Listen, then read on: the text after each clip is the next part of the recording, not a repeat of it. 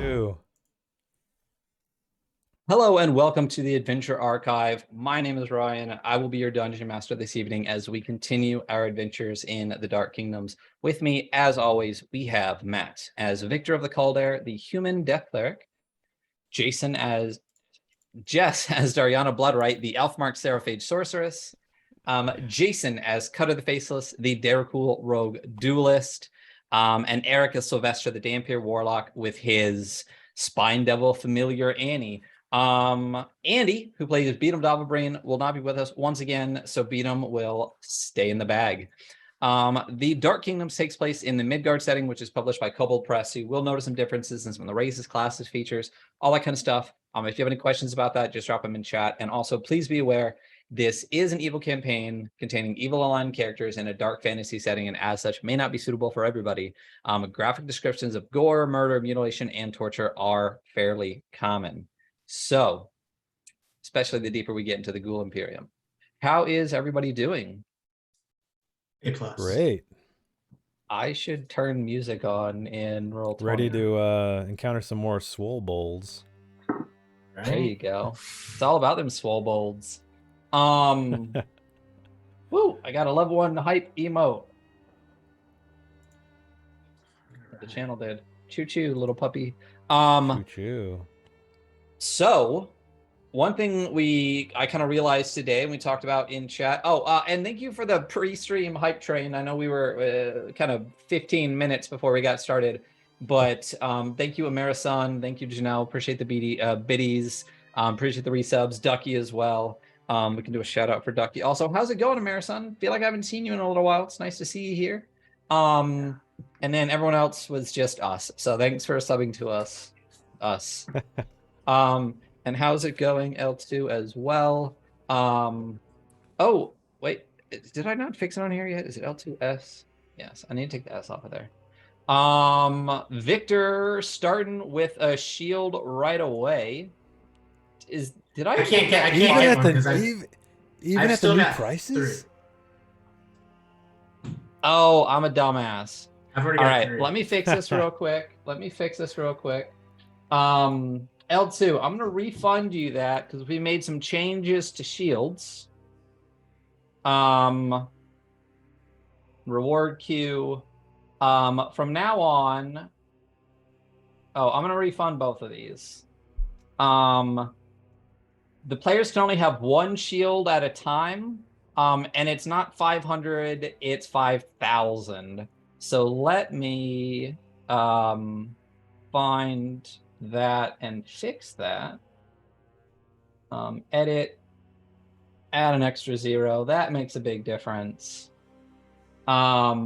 Just because the shields are kind of OP, and when people have 4 or 5 of them, they can go through 5 rounds of combat without getting hit pretty much no matter what at this level. So we have switched those up a little bit. So L2, I really appreciate those channel points. If you want to convert them to Banes, you just let me know. And we'll just go forward from there. I got to start using Banes more, so I will be. I also closed out the stream, so let me bring that back up. And muted. Nope, site's muted. Good. So, in addition, what was I saying? The new prices, inflation. L2. Yep. We just talked about this. The players can only have one shield at a time. I'm going to refund you once again, my wonderful friend. Yeah. Once we run out of the ones we already have, then it's one at a time. It's because the Canadian dollar is strong, my friend. Oh. Victor's mic does seem a little bit echoey. Oh, for real? But tad. what I was saying is we found out today is session 30 on stream on the Adventure Archive. Prior to the Adventure Archive, we did 30 sessions as just a bunch of friends in my house. So after today's session, we will have streamed an equal number of sessions as not streamed. So we have actually run, this is our 60th session of the Dark Kingdoms over approximately 23 months. So I think that's a pretty good average. I mean, 60 sessions in 23 months. That can't be right. That's not. No, because there's 4 weeks. Well, yeah, there's 4 weeks. There's 52 weeks in a year, so Yeah, so there's 100 over roughly 104 like weeks. 90-ish. Yeah, over 90 weeks, we've got 60 sessions in. I think that's pretty good. I'll take that all day. It's the longest I've ever played. Diamond anniversary, Rongo. And our 2-year anniversary will be coming up. And I think we're going to talk about potentially doing something for that. So we'll see how that goes. Do we have anything other than the Green Knight tomorrow that we can talk about at the end? The Green Knight. Yeah, we'll talk about it later. Is there anything else new? Merch. Our merch came in. Very happy with the old Dark Kingdom swag. I'll have mine next week. There you go. Stickers look great. I should have ordered some of those. But if you want to check out any of those, I know I saw Rongo rocking one of our shirts when he was streaming some D&D. So yeah, it's nice. I like it. I think that's about all we have for like pre-stream setup. So why don't we just hop into some Dark Kingdoms? Last time on the Dark Kingdoms, let's start with the most recent arc. The players did what they do in the Southlands, got the Book of Anu Akma along with its weird and mysterious ritual of use, and made their way into the Ghoul Imperium with the help of Selvin and a mysterious benefactor. They made their way into the Pillars of the Underworld, which was a rocky, wet area, which they failed to traverse successfully, ended up washing down the river. And when they got out, they ran into a little kobold named Jiro, who offered them some advice on what they need to do. I'm sure we'll have to do it frequently, so I don't want to spoil it for chat, Jess. Recommended that they head towards an administration office to get their travel papers as they're cool, and that they could head to Lilifor if they wanted to for some potential aid, rest, stocking, those various things. Yeah, the map is actually, once I switch to Foundry, which I would like to do sooner than later, is an animated map from Dynamic Dungeons. This is just a static version of it. Dynamic Dungeons is amazing, and it's what I primarily used on the TV when we did in-person games. So at some point sooner than later, a lot of these maps will be animated. So after finding Jiro, you started to make your way towards the Kobold city of Lilifor. You ran into a batshit covered kobold named Varja, who, after meeting her, was assaulted by a Darrow, who found her to be wanting in her ability to care for bats, since he worshipped the demon Kamazotz, an underworld bat demon. You dispatched him rather gruesomely in a pile of his own bloody vomit, continued on, and have made your way to the city of Lilifor with the assistance of Varja.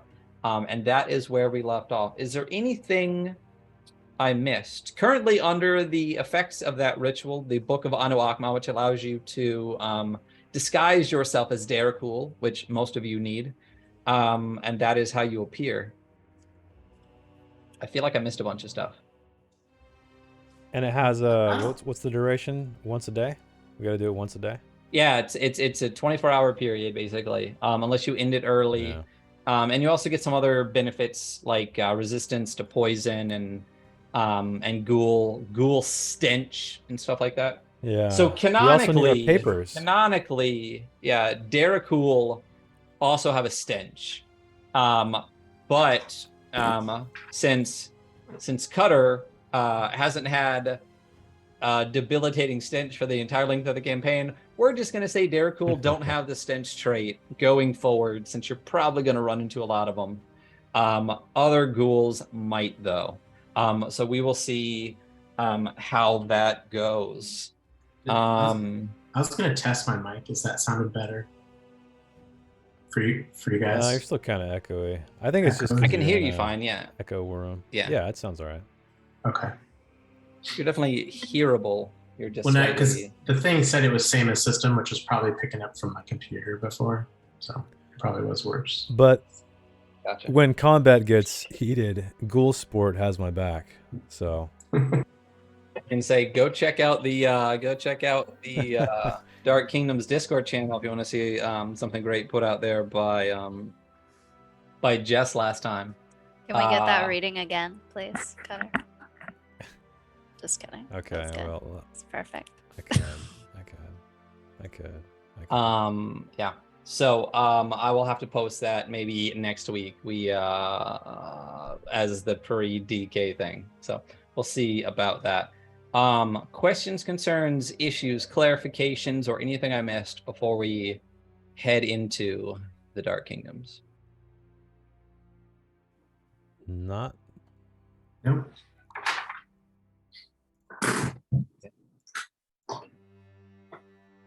So, as you approach the city of Lillipore, with Varja in tow, you had walked into what appeared to be a large open cavern. Let me get back to roll 20 real quick. You are here.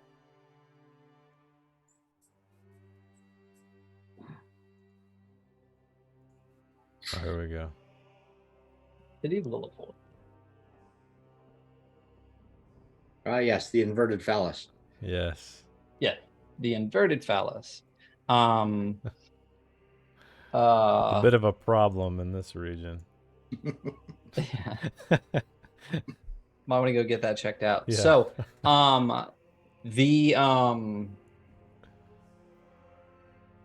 you enter this Cobalt City, and all around you, you see exactly what you'd expect from a small city. You see a number of merchants. You see it bustling with kobolds. Varja leads you kind of through the city, letting you know that you could stay at her place if you would like to rest and recuperate. And as you walk through Lillipore, seeing the various markets, seeing the little kobolds rolling all around, what would you like to do? Find, see. How long's it been since we did the ritual? If I remember correctly, I believe it was roughly midday when you ran into Varja. So you have, and it's been, I think, another hour. So you're probably early evening as far as concerns for the ritual. I think we'll basically use the ritual as our days. Yeah, Okay. and if you started it early in the morning, you have 24 hours, so roughly through the evening. But we'll use kind of like a midnight time frame as when you'd probably need to be down for a long rest if you want one for the day. So I'd say you're roughly at like 5 p.m. Okay. And shops are still open, unlike some places near us. Well, our shopper is in the bag.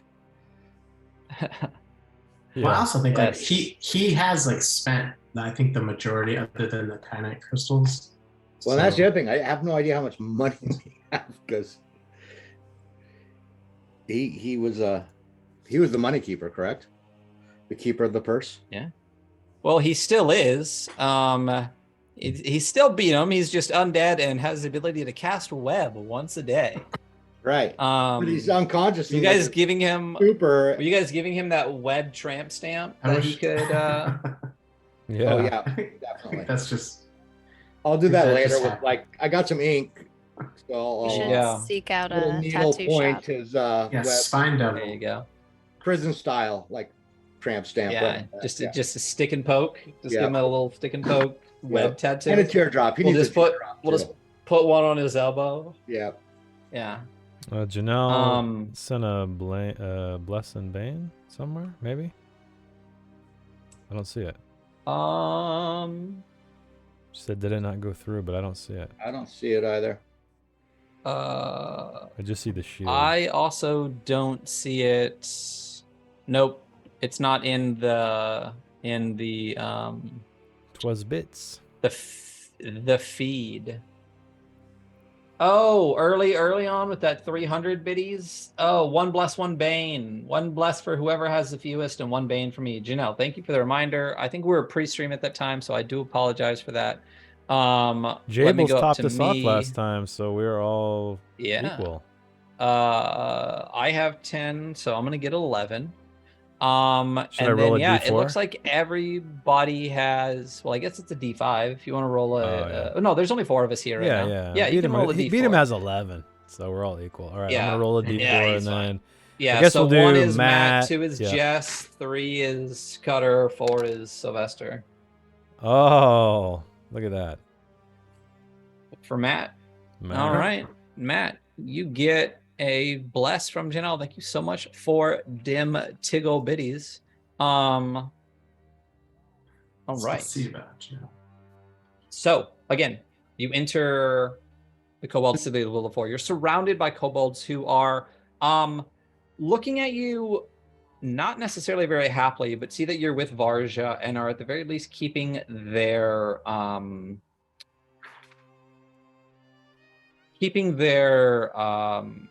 mouth shut as she leads a number of Derricool through this city. Is there something you would like to do, something you would like to see, or a region you would like to explore? It's not a massive area. It's basically just a large cavern filled with relatively small buildings. Thank you, Jax. And you. Oh yes, bless for Cutter and another bane for me. Thank you so much. So would I have been familiar at all with this place, or is this kind of somewhere that Derek will never really, like, based on my background? You're familiar with its existence. You know its location. Okay. You know some things about it, as in it is a kobold city. Things like that. You know that there are some ways out of the underworld through Lillipore. The Lillipore do trade with various people. There are a number of ways to actually exit the underworld. The most popular one in the Imperium for ghouls is Fretlock, which takes him up, kind of outside into Morgau. And you know that Lillipore actually has a direct line to Zobek, because the main places you'll find kobolds for the most part are in Lillipore or in Zobek. And that's about the extent of what you know. And then what you generally know about kobolds, miners, trapsmiths, et cetera, et cetera, et cetera. So you know of its existence in the way that I know Fresno exists, but I've never fucking been there. Good old Fresno. Maybe Andy's there right now. We need to take a trip to Fresno sometime, because I've talked a lot of shit about Fresno and I've never been to Fresno. It's just my default. No, don't. You don't need to go. No. Much like Lillipore. I've been through it on my way to Yosemite, and that's about it. They do have an underground garden. And you just keep driving. Maybe it's just Lillipore. So, as you're exploring this small kobold city, what do you want to do? What do you want to see? What are your plans before you continue on your explorations in the Ghoul? I have a quick question for Matt, the note keeper. Yes. Who was the Kobold King guy we helped out in Zobek? It was Koto Crabclaw. That could come. King Koto.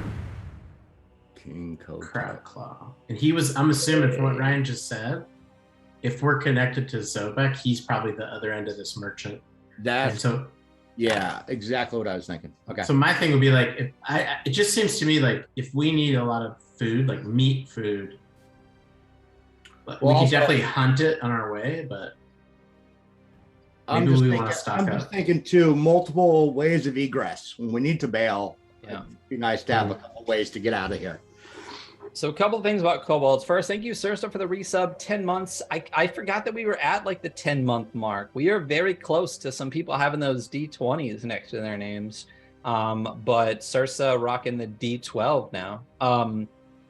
The other thing about kobolds that you guys are aware of is kobolds are kind of, I don't know what word, maybe like clan-ish, in that there are lots of kobold kings. There's not a kobold king. The leader of any general area of kobolds declares themselves king. Some places are a little different. Some places has more like chieftains or things like that, but it's all the same thing. Czar, if they really fucking want it. But there is no the kobold king. There are a lot of kobold kings, just so you guys are aware. Even within Zobek, Kodo Cragclaw is not the only kobold king. Yeah, so meta, it to me, like the stuff that we need, like we need to safely get to the pit of all flesh, and part of the way I think to get there is to pay. We have to pay people off still a little bit because we don't have papers, and it seems like meat is worth more than gold. It's kind of what I got from the 2 episodes ago. Because we have to get to that naming shrine thing. So just to clarify a couple of things, Jiro told you that the people in the underworld that might be able to help you are probably Darrow, and to seek some of those out. You found one, you murdered him real hard.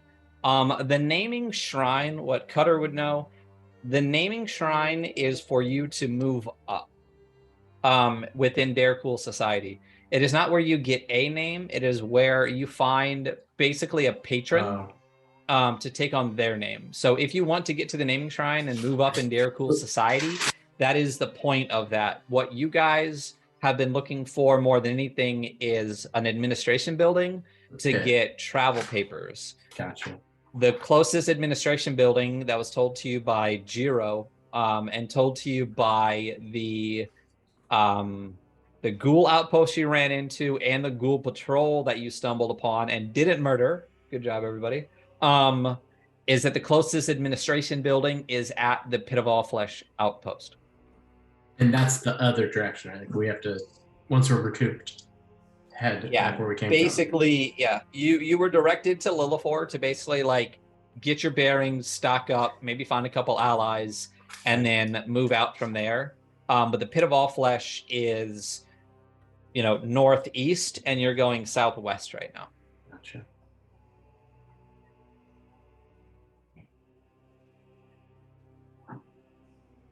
So basically, we just need to supply up here. But wasn't there somebody we're looking to meet here? No. I mean, I think we've pretty much, because we're with Varja now. And right. Varja kind of lives here, and it's like a safe space if we need to kind of get out of Dodge but not leave the underworld. Okay. Basically. Or even if you need to get out of the underworld, again, there are multiple sources of egress. It would be the perfect place to pull Veedum out of the bag, if only. He'll have to struggle his way out sometime in the future. So what does everybody think about staying with Varja? Has she volunteered to go with us, though?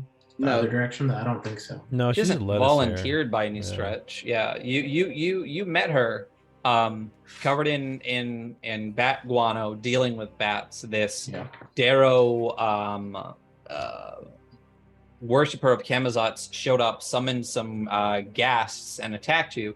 You murdered him, and she, showed her appreciation.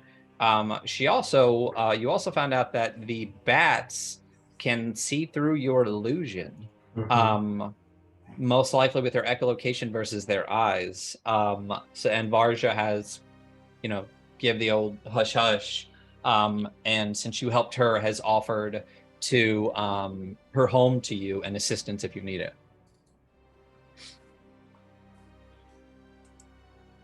Okay.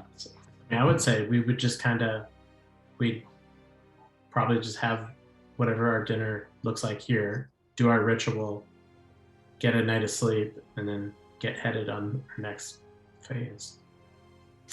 Sounds good. because we're not gonna fuck with these guys. No. We need a safe space. Yeah, I wouldn't mind. Once we get back to her place, a couple things I want to do, but yeah. Yeah. So if that's what you'd like to do, she can just lead you directly to her spot. She does not reside in a home within Lillipore. You actually walk through most of Lillipore. You see a number of different districts, including a market district that seems to be bustling. You also notice that within Lillipore, there are more than just kobolds. You see a number of other humanoids. Some look like merchants and I guess you would say tourists, outsiders. And some look to be residing here. And that includes a number of dwarves, a number of humans, and similar non-dead people. But she actually takes you through the bulk of Lillipore. It takes you about 30 minutes to get to the other side of this massive cavern. And once you get there, you see what appears to be a door kind of into carved rock. And when she leads you in, it's actually a small cave system that she is in, with a relatively high ceiling. What's going on, Steph? And the floor is just white as you walk in. There is kind of an area in the beginning, kind of like a small foyer, and then what appears to be just two other rooms. One that looks mostly like a bedroom, no door or anything, just carved in, just kind of like a chamber. And one that looks like just a mix, like kitchen, seating area, thing like that. And when you look up, the ceilings are it's just bats, just filling the entire upper part of all of these rooms. The white floor is white. Oh, it's nothing but bat shit. Absolutely. Yeah, you smell it. It's not quite ghoul stank, but it's bad. You do notice what appears to be a scraping tool next to the door. Although it appears that she has been using it. It's basically like a stick with just like a metal almost kind of blade on the bottom, and it looks like you would just kind of scrape out the door. But you get the sense that she's unbothered by it at this point, since she's also coated in guano and batshit. So I'm just gonna make a pleasant talk with her. Varja, is there a way out of this town up to the surface? I need to write down little notes for myself on what my actions were at the time that I just make up as I go. It's kind of screechy. She was screechy, crazy old lady. Yes, there is, in fact, a way out, both up to Zobek and out into the Margrave, if you've ever been that direction. I both, actually, just so I know my way out if need be.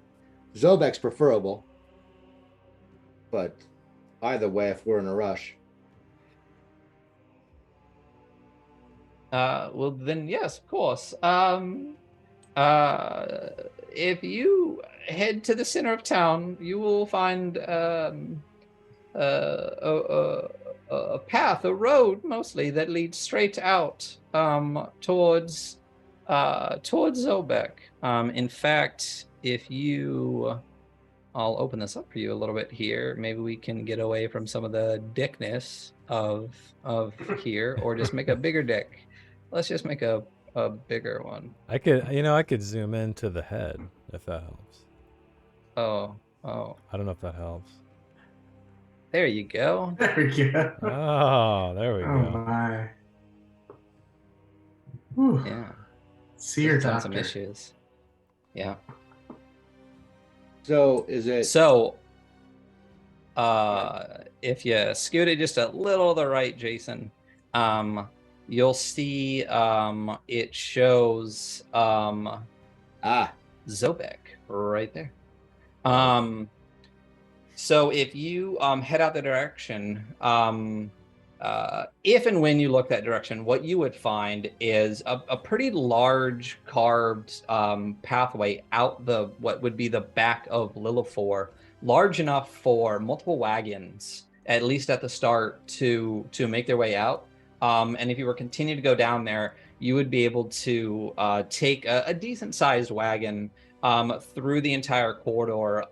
And after quite a distance, you would actually exit out towards Zobek, directly out that direction. And if you needed to, there is actually a western pathway. Let's just do this and get rid of the dick. There is actually a western pathway that heads out toward the Margrave. And much like most of the tunnels where kobolds are, a lot of it will be mined out on the sides, and you'll find a lot of smaller tunnels heading in different directions.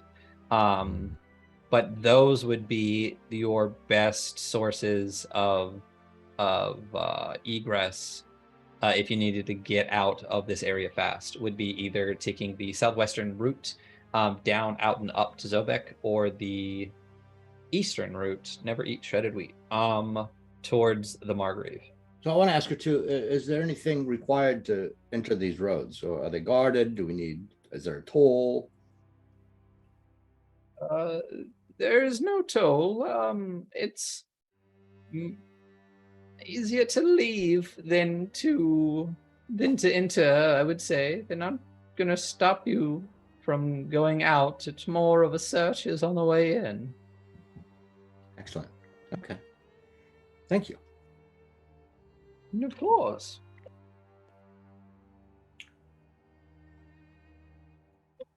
So that's all the questions I have for her right now. You're all standing awkwardly in a batshit filled room with a little batshit covered kobold, and she's just kind of. So I'll tell her I appreciate her. I appreciate your hospitality. Where shall we? We won't stay long. We'll be out in the morning. Until then, where should we lay our heads? Well, this wonderful. Is my home. This is beautiful. Thank you. Yes.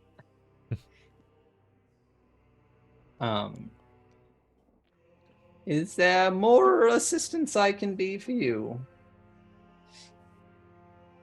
I've got nothing.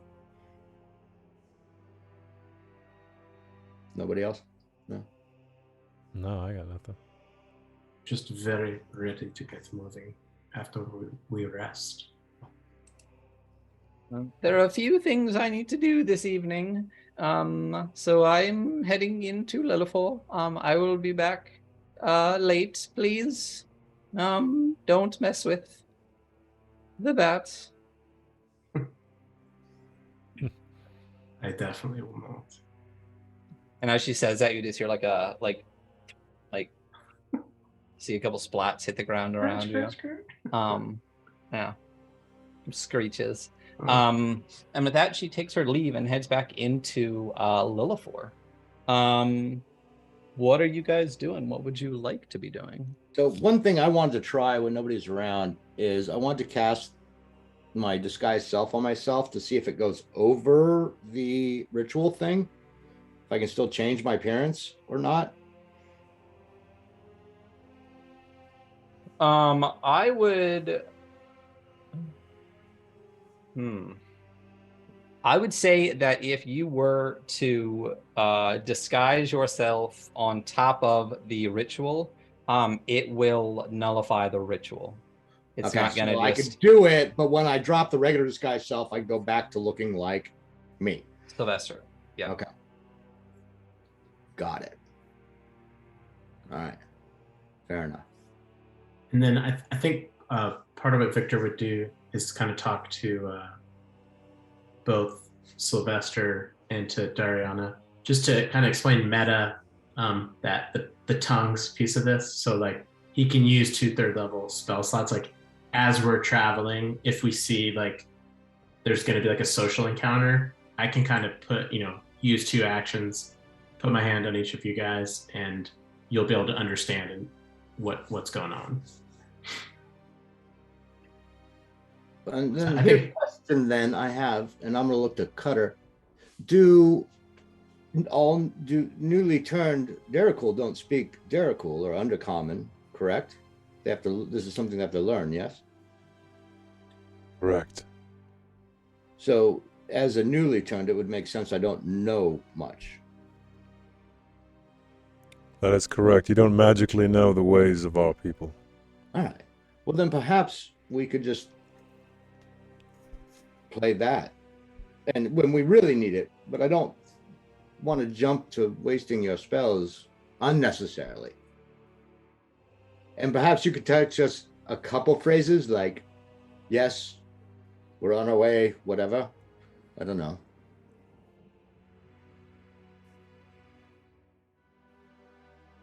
No. Yes. I can very much do this. It just I know for you very important to get in people's heads, and can be hard to do that if you do not understand them. Sometimes yes, sometimes no. Because you could understand what they say and pretend that you do not know. That also could be advantageous. Yes. When I worked with gnomes of Nimheim, there were Derrickle around, not do the same job as Cutler, but yes, it's a nasty language. All right. Well, that's good to know. Yes. We could have Beedham prestidigitate her house. If only he was conscious. Yeah. I think I just want to rest and get going. So it's pretty early in the evening, Yeah. yes? Yeah, roughly like 6:30, 7 o'clock maybe at the latest. Yeah. So what I want to do then is I want to cast hold on 1 second, because I forgot his name. I want to cast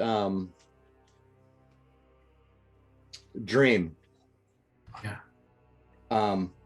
And I want to try and get, and he might not be asleep yet, but I can hold this for 8 hours. And just, I'm kind of in a trance. And I want to get in with the guy we're looking for, Duke Avghost. Duke Avghost. Hmm. So Can he you has to be throw Dream up into here? What do you need? Do you need something of his? Do you need to know No. of him? What do you need?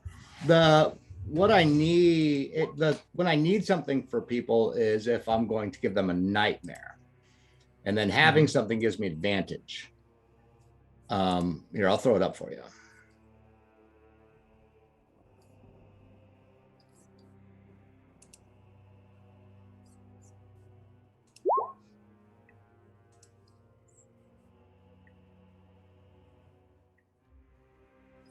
That's cool.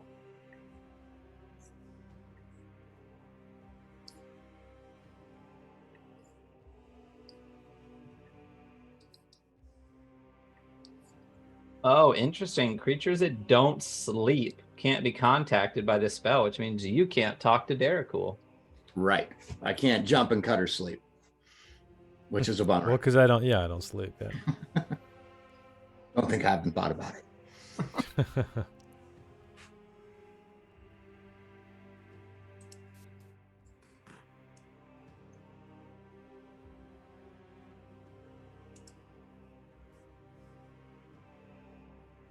Is this a D&D spell or a Kobold Press spell? D&D. They kind of make this a little OP to just be like, if you know of this dude, you can just jump in their dreams. No check, no nothing. That's kind of a lot. Yeah, it's badass. Yeah. The damage is what I need something, and then they get a save on that. But Gotcha. Just to converse. Well, then, yeah. So you want to try to reach out to this person you know of. Well, and Duke I've Avghost. seen him when he was in the tower. Oh yeah, you've technically seen him through Annie's eyes. Yeah. So then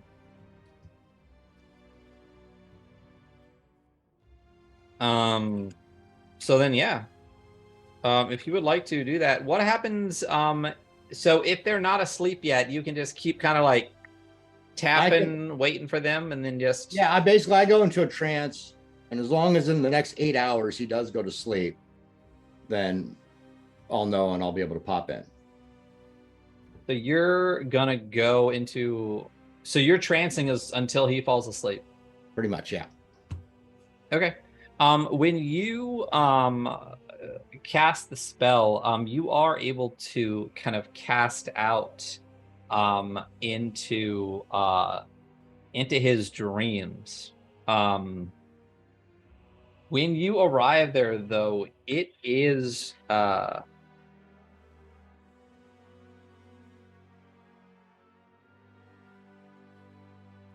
you enter the actual dream that they're already having and can shape it as you please. Yes. Is what it looks like to me. So as you enter into his dream, you find out pretty quickly that he's actually in the midst of a nightmare. He seems to be being perpetually tortured by Derricool in this dream nightmare. And as you kind of enter into this dreamscape, that is what you are surrounded by, just fear and gore and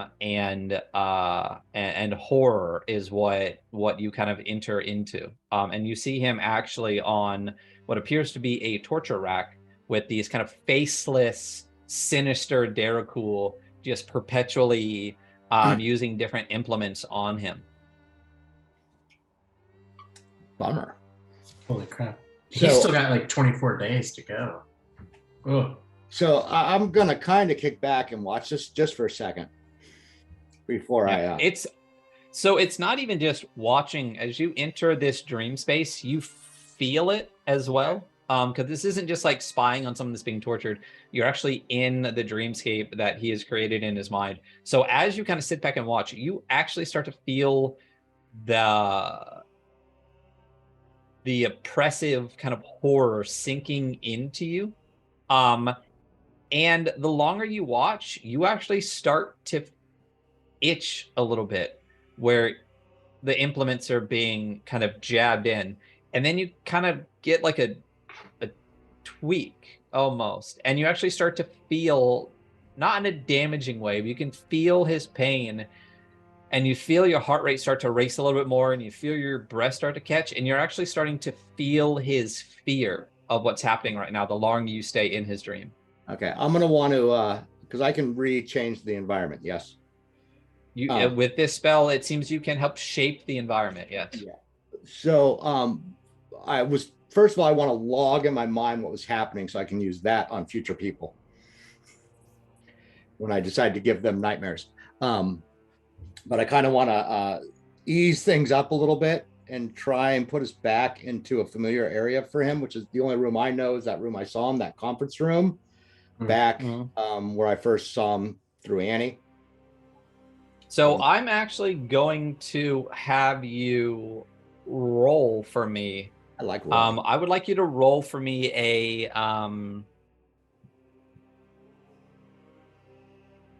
let's do a charisma check, because that is your spellcasting modifier. As you try to shape this dream with this spell, if you can actually start to shape this kind of nightmare scenario that he's in, it seems to be incredibly powerful emotions in this dream, and you're having trouble just thinking of it to be something different. So if you just roll me a charisma saving throw, or do a charisma check to see if how much you can warp this environment. So you are kind of fighting with this a little harder than you think you should. You haven't used Dream too much, but on Farah, it was like, boom, here's a nightmare. But in this scenario, the nightmare is kind of fighting back. It seems incredibly powerful. You're able to change some parts of what's happening, but not change necessarily this location that he's in, which appears to be just some kind of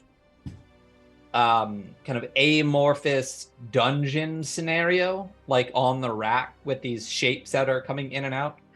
So you can make some small changes to the scenario, but not necessarily the location. Right, not wholesale change. Okay, so I want to kind of tell him, like, I'm here to help you. You're having a nightmare. You need to work with me to get yourself out of this horrible thing. So and what does your appearance look like right now? Like me, but without the fangs, like human Sylvester. So you're not like Derricool shaped right now in this dream. Gotcha. So as you actually approach him, he's still on the rack, and these dark shapes actually take notice of you. So what are you actually changing about this scenario? Well, I don't want them there. Kind of my primary thing. So what do you do to make them disappear? Do you just think and they blink out? Wave your hands? Like, describe to me. Well, typically, most of my spells have sort of a smoky, inky feel to them. So I was kind of thinking maybe they just kind of turn into like smoke and drift off. Gotcha. Yeah. So you appear kind of on the periphery of this dream of him being tortured by these dark, shadowy Derricool figures. And as you kind of approach and actually enter his vision, you kind of give one of these, and these shapes just kind of sink in onto themselves and drop into the shadows and just kind of move their way out to the edges of the rooms and then dissipate. You almost kind of push them out of the way back into the darkness. And you step forward and approach this guy kind of at a 45-degree angle, arms up on this rack. And now you're just kind of standing over him, covered in blood and sweat, naked. And he sees you and just sees you right now as another source of fear. And so I'm going to tell him, we are coming to save you, but you need to help me. You need to have hope. Help is on the way, but you need to get it together. And because I'm going to need information from you to help you. Does he respond at all to that, or?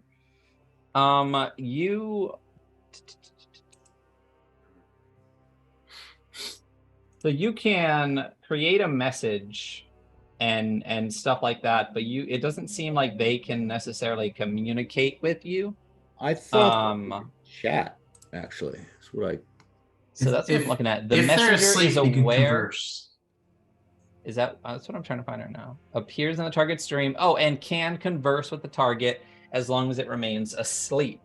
Gotcha. Right. So as you're talking with him, you start to see some changes in what's happening. You start to see some of the blood disappear from him. You start to see the room kind of lighten up a little bit. The shadows kind of recede into the corners, and the room itself seems to solidify from this kind of like red feeling and just shadows and fear into what appears to be an actual location, this kind of like dungeon area. And as you watch, the sweat just kind of dissipates off of his brow. The blood and wounds kind of just not heal in front of you, but just disappear. And he seems to, his breathing starts to slow down. And as you watch, the rack just becomes a chair, and he's just sitting in a chair in front of you. Nice. So very good. There you go. You're in a dream. You can control your dreams to a certain degree, unless I'm there. However, we're coming to help you, to get you out of here, but I need information. And I know you're not going to have it all tonight, but you need to keep your eyes peeled, and anything that you can come up with to help us to figure out where you're at, how many people guard you, anything at all will be helpful for us. And then I kind of paused to wait to see if he says anything. I have no idea where I am. I know I am in what feels like hell. They took me from Jost. They bound my head. I woke up here. I know not how many. I have not left this chamber. Yeah. Well, we've been trailing you since Jost. We knew they were after you, but we've been falling behind and behind and behind, but we are coming. Who have you listened for? Are you? Oh, I'm a concerned citizen. You can call me Sylvester. How do I not know that you're just one of them and this is another way they are torturing me? this is kind of a lame torture. How's that? To give someone hope? You are a soldier. Fight. Keep your head strong. I was never a soldier. I am a duke. I am an archduke of Krakow. Yes, and a commander of the military, yes? It is mostly left to my brother, the king. He's dead. Who's king now? Nobody. Who will be king? Be no king. My sister-in-law, the queen, will rule Krakow. Okay, well, regardless of your politics, they are looking to use your blood to empower themselves. You don't know what it is you want from... And at that point, you're suddenly back in your own body. Okay. Well, fair enough. I'll hit him up again later. Awesome. Well, let's give him a ring. Yeah. So yeah, he appears to be have been awoken by something in the midst of your conversation, and you snap back. And it has actually been an hour. So as Sylvester kind of entered this trance-like situation, I don't know if you told the party what you were doing prior. Oh yeah, I would have said prior to this. Yeah. So prior to this meditation, the rest of you, what are you doing for basically the next hour in this shit-covered apartment? As he just kind of takes up a position and does what he do. I'm just eating some flesh. How much flesh you got left? I gave one. Let me check. I gave one to that guy. I think I had 3 total, so 1 after this. Gotcha.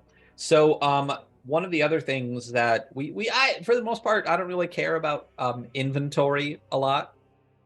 The only thing I care about a ton is if your spell requires a material component that has a listed value that's greater than like 10 GP or something like that, I would like for you to find those components. So if you plan to revivify somebody, I want to know that you actually have a diamond that can do that.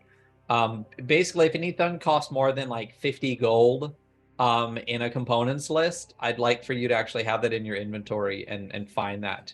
If you require bows and arrows and things like that, I think you guys are pretty set on arrows for like the next year. I think you bought like hundreds of them and stuffed them in the bag. But now that you're in a very contained area that's going to have, it's not like you can just camp in the forest and find food and water relatively easily. It's going to be a lot more difficult here. We're going to track those things a little bit more. So if you have rations, if you have foodstuffs, if you have water and things like that, I would like for you to track those more effectively. It says a gallon of water a day. I'll let you guys go on a half gallon, which is more than I think the average person drinks in a day. But basically 2 liters roughly would be what you require in a day so that you don't start to get exhaustion after a period of time. So make sure you're tracking the number of meals you have and the amount of water you have and any resources that have a finite amount. And again, especially your spell components that require more than 50 GP, then I would like for you to try to find those and use those now that you're in an area where it'd be difficult to just find those. So you're eating. Without going through all my spells right now, I'd want to go get, if I was missing anything, components. I think I'd have them all with me, but maybe. Yeah, we'll say that you have a first casting of everything that you have. And again, for the most part, I don't really care. There are some things like a brass brazier is necessary to call your familiar. Those kind of things, I would say, yeah, I would like you to have those, but a lot of those you'll have already. Right. 10 GP worth of incense. I know you guys bought a bunch of that stuff, but there's anything super specific, like a special magical ink that can only be used once. I want you to make sure that you're actually looking for those and getting those and things like that. But for the most part, if you have spell components that require like a feather or a copper wire and stuff like that, I don't care. You probably have those on you. But again, specifically things like Revivify that requires like a 300 gold diamond and things like that. I would like for you to, if you use it up, it's used up and you'll need to find another one. So we'll say your first batch of the spells you need, but as we continue on, make sure you take note of the resources that you're using and what you'll need going forward. Especially food and water is the point of this. So Cutter, you have 2 meals of human flesh left. Well, one left. On you. Oh, one left after Well, this because you gave one away. the That's one, right. yeah, if I eat this one, then I'll have one left. Yep. Does she have a kitchen? Gotcha.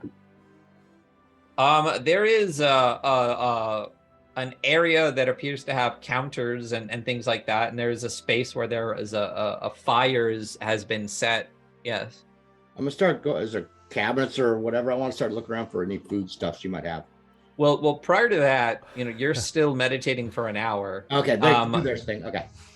During that hour, what are you 3 doing? Cutter is just gnawing on like a bone, like a dog, just chewing up all that nice human meat. The Stewall special. There you go. Getting all that marrow out of that bone. Just what are the rest of you guys doing? What is Daryana and Victor up to? Because we know Beatum is taking that dirt nap in the bag. What are you guys up to? Dirt nap.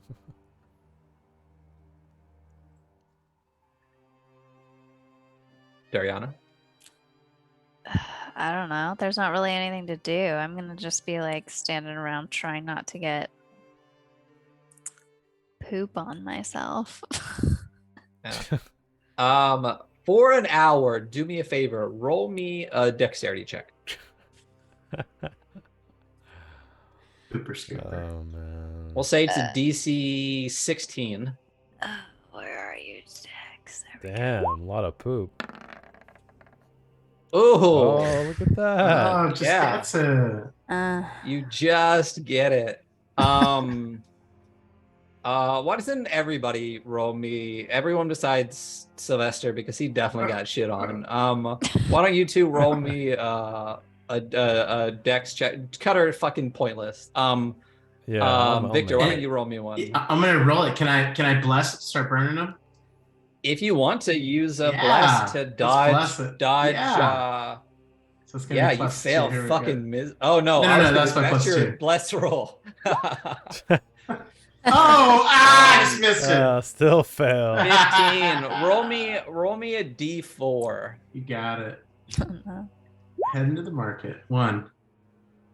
You got shit on one time in the last hour. And used a bless. So you're down to Thank you for the 10. blesses. Yeah. Yeah, for dodging that I mean, guano. I missed 3 though. I missed 3. That's the key. There you go. I think Victor would like. He would like to go if because where her cave is at is probably pretty close to that big, open air markety place. I mean, he's gonna just use some of the kyanite crystals and stock up. I think on rations for. Okay, so you know that it's like a 30-minute walk across. Oh, back to it. Lilifor. So if you want to take a trek back out to the market, it would be like a trek through the city to get to the market space. It's not like it's just right over there. Oh, so gotcha. If you actually look at Lilifor, you're kind of back in. Oh, I don't want that. I want this. You're kind of back in this area. Oh, I got And the market is more like center of the town area. So it would be a trek. Okay. It would be an unaccompanied trek for a Daracool, for a giant Daracool looking dude to just walk through a bunch of kobolds into the Lilifor market. So when he realizes how far it is, just on the way out tomorrow, he'll scoop some stuff up. Because I'm assuming we're going to sleep, then redo the ritual, and then kind of head out tomorrow, like first. Okay.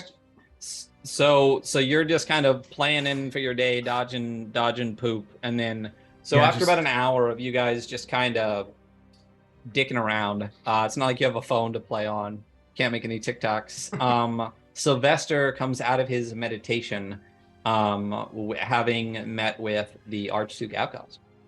Covered Covered in in shit. guano. Yeah, good. Oh yeah, yep. So I'll relay to them the conversation I had. He's a bit of an ass, but he knows that we're coming. He thought perhaps I was tricking him and this is part of his torture. And I explained that would be a lame torture. But I'm hoping I can get more information for him. And at least next time I'll let him know that when we show up, we'll look like Derricool, but I need some way to let him know it's us when we show up as well. If anybody has any suggestions or other things I can ask him next time. I do believe you can talk inside of his head, yes? So no one else can hear? That's true, yes. And I will probably tell him when we show up that it is us. Yes, perhaps it will be good to know if he's alive still night before. He is alive for Oh, now. This is good. So my question, Sylvester, it makes me think now, talking to people in sleep. When was last time we talked to King Lucan? Because might be a good time to talk to him here, relatively peaceful before, because we have done some pretty good things, yes. Success in Seawall. I'm more of a, personally, more of a, I wait till good news. But it's a cycle, right? Like meta, it's like a cycle, right? Like yeah, like a week or something like that, like 10 days or. It's every 7 days you're able to 7 days. use. And we gotta be like close-ish, like within a couple days of it. Yeah. We're about because I think we're a week late. No, because we used I to think- Shadow Fae Road.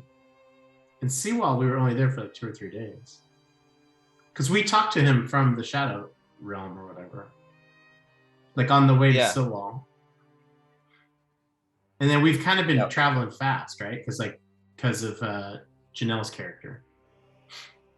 Selvin got you into the pillars. It's been a couple of days. Yeah, I'd say you're definitely approaching the next time that you should talk to him. Yeah. You're actually the timekeeper much better than I am. So Okay. Yeah, I mean, you were in Selvin for how many days? You were in Seawall for how many days? 3 days? I thought it was like 3 days because it wasn't like super long. Because you were not. You So were. it's haunting- probably, yeah, it's probably been, let's say it's been 5 days since the last time you used it. So yeah, technically you still have 2 days before you could even contact him. You guys have been, at least in world, cruising In pretty world, quickly. yeah. You found you went through the dungeon pretty quickly. No, because you waited another 3 days after you figured out what happened before you met up with Selvin. So it's been 6 days. So I'll say Yeah. tomorrow would be a week since the Shadow Road. Isn't that crazy? In a week since the Shadow Road. I think that was like 15 sessions ago. Yeah. That was kind of my sense though, and because Lucan, like meta, like we're getting closer and closer to Avgos. We're heading in the right direction. Yeah. And we we got know what he's we alive.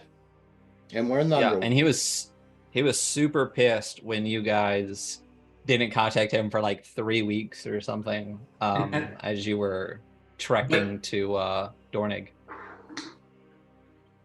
So, but that normally talks to him is normally Beatum, though, right? Like because Beatum and Cutter are like the 2 people that are alive from the OG party. I don't remember who spoke with him No. last time. I know the first time you talked to him, Cordelia, I think, was Yeah. one of the people that talked to him. Cordelia and beat him. It was Cordelia and me, actually. And Oh. there you go. Yeah. But it doesn't matter because when you guys met Lucan, as opposed to when you started working for We were all Rodion, Right. you were all together. Cool. Plus Cordelia. He didn't know. Lucan never knew or met Dre or Tongue Tongue Taker or Dre. Yeah. Gotcha. So, do you think we should talk to him tomorrow morning before we leave, or You have to contact at midnight, so it'd be tomorrow night at midnight. tomorrow night? So Fair the good item in place. question, is the mirror of messaging. It is this. Can you guys see that? Nothing yet. Oh, I'm clicking show to players. Oh, it's in Beatham's journal. I'll save that and then I'll show it to everyone. There you go. There we go. So that is the mirror of messaging. And it says once per week at midnight, you can look in this mirror, and upon saying the name of its rightful owner, you can communicate with them for up to 5 minutes.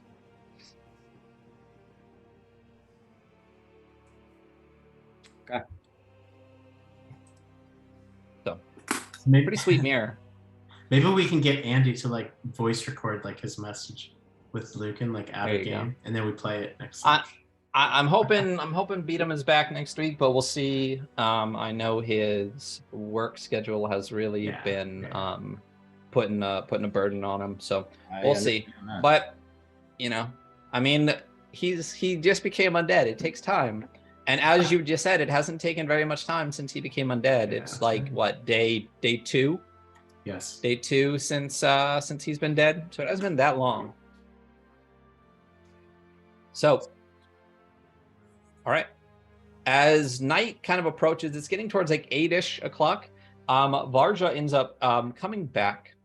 She does have some groceries actually when she returns, and is able to actually cook you guys a small meal, enough for you. What she has is what she could find in Kobold, and it is meat of unknown origin. And as she is kind of moving around, she's basically plating up this raw meat and passing it out to you.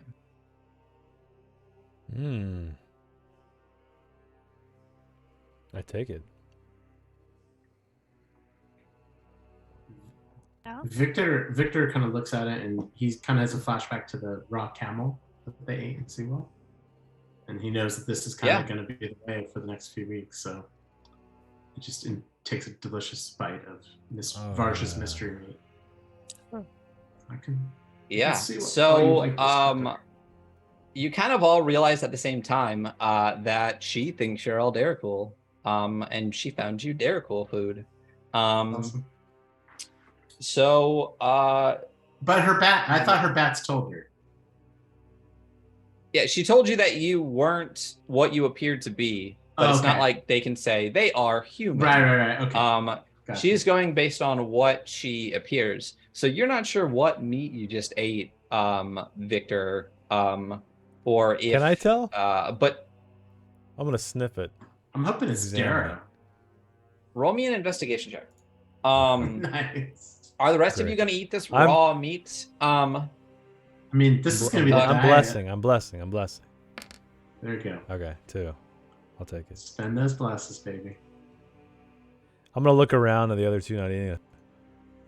Whoa! Don't be rude. Eat up. All right, so investigation. Yeah, I eat. Oh my God! I have no idea what it is. But I don't care because it's just raw meat. So. Not only do you have no idea. Ooh, you already have a red card. Is that? Yeah, I already have a red card. Yes, Jason and Jess have reds. Yeah, I think I have a blue too. And Matt and Jason have blues. Matt, you have 1d12 on a saving throw. You guys have some good cards. 1d12 on a saving throw, and Jason has a 1d12 on a skill or attack roll. Yeah. You want to add a 1d12 to your meat multiplier.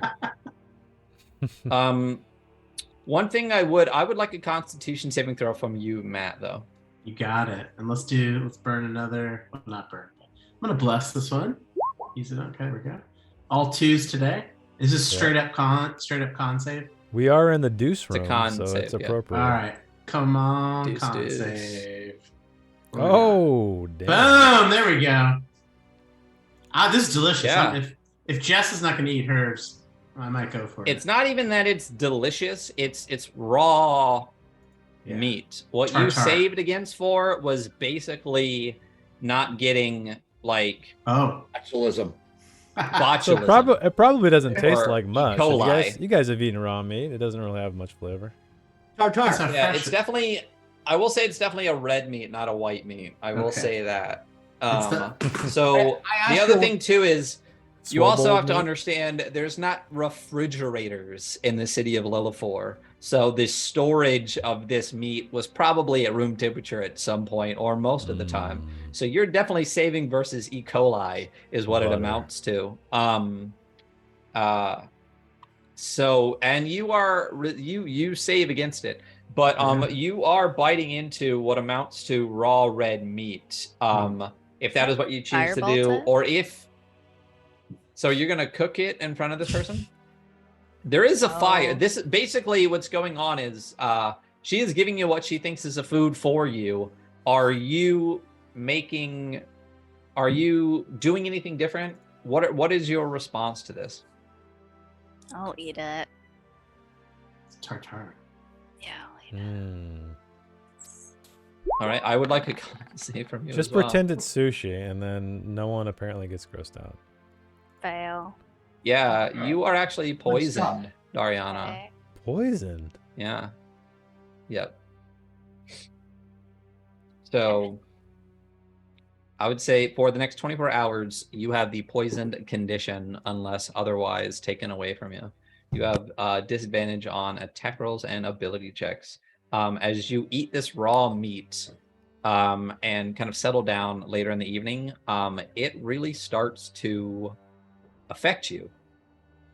So and Victor's kind of laughing, like he sees her turning kind of green, and he's like, Dariana, did this steak not agree with you? Yeah. Noob.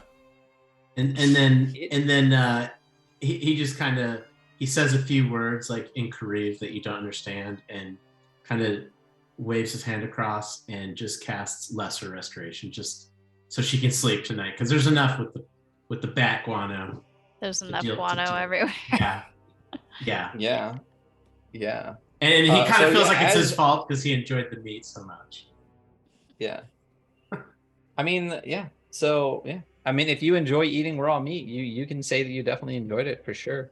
I will say that is something that you living people will need to, if you continue to imbibe raw mystery meat that is room temperature, you will continue to have to save against that. But if you are not going to reveal anything different to Varja, that is kind of how the night goes. She prepares you food that she feels is appropriate for you. Some of you eat it down. And then,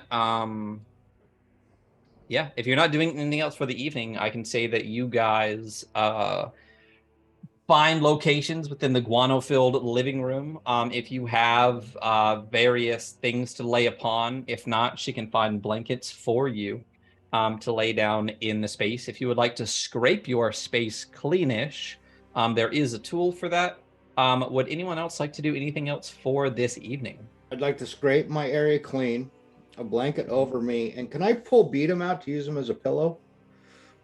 If you would like to, for sure, you absolutely can. Spider web, Yeah. spider tattoo up. Yeah, there you go. So yeah, so you reach in and think of Beatum and grasp onto him.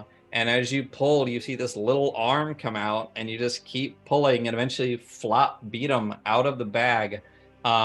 You find him much like you left him, slightly rumpled, not breathing, very pale, a little bit thinner.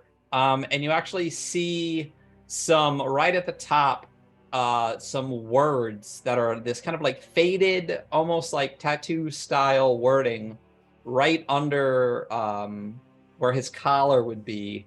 And there he is, flopped out on the ground in your scraped out, quasi-guano-less area as you lay down and cover yourself with a blanket. Is anyone else doing anything else?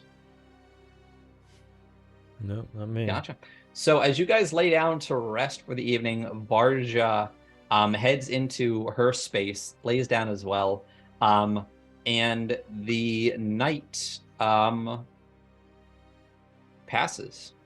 And as you were all beginning to kind of wake up for the next day, that is where we'll take a break for right now. It is 8:30. We do not get the baby beat 'em alarm clock. So we will take just 10 minutes just to grab some water and go to the bathroom. Everyone stick around, and we will be back shortly. All right.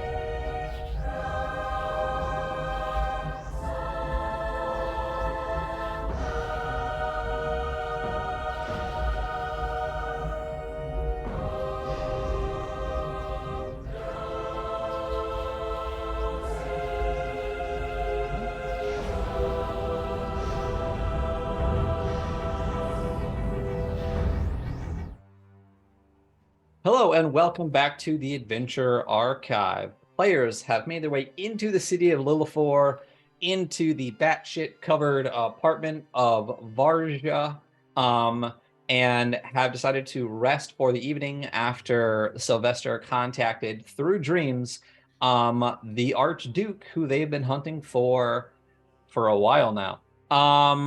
The night has gone uneventfully as they beat him out of the bag to use him as a pillow and scraped batshit off the floor to lay down. As I can't say the sun rises, as your rest comes to an end, do me a favor, just roll me an Arcana check. Just cuz.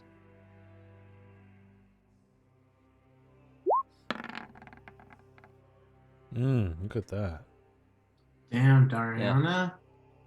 So you realize as you wake up, maybe a tiny bit later than you expected to, that your ritual is just about gone. Okay. I will jump out of bed and wake. Jump up off the batshit covered floor and do what? Yes. And try to wake the others, just frantically removing their shoes. Oh, it's toe time. Yeah, it's toe time. Varja, I do not think you'll want to see this. Was she awake? Is she even out there? Or Yeah, what's her deal? Is she there? If you're frantically moving about, you've definitely woken her up, and the bats are now chittering and screeching, and she comes out. Oh, good morning, friends. How did you sleep?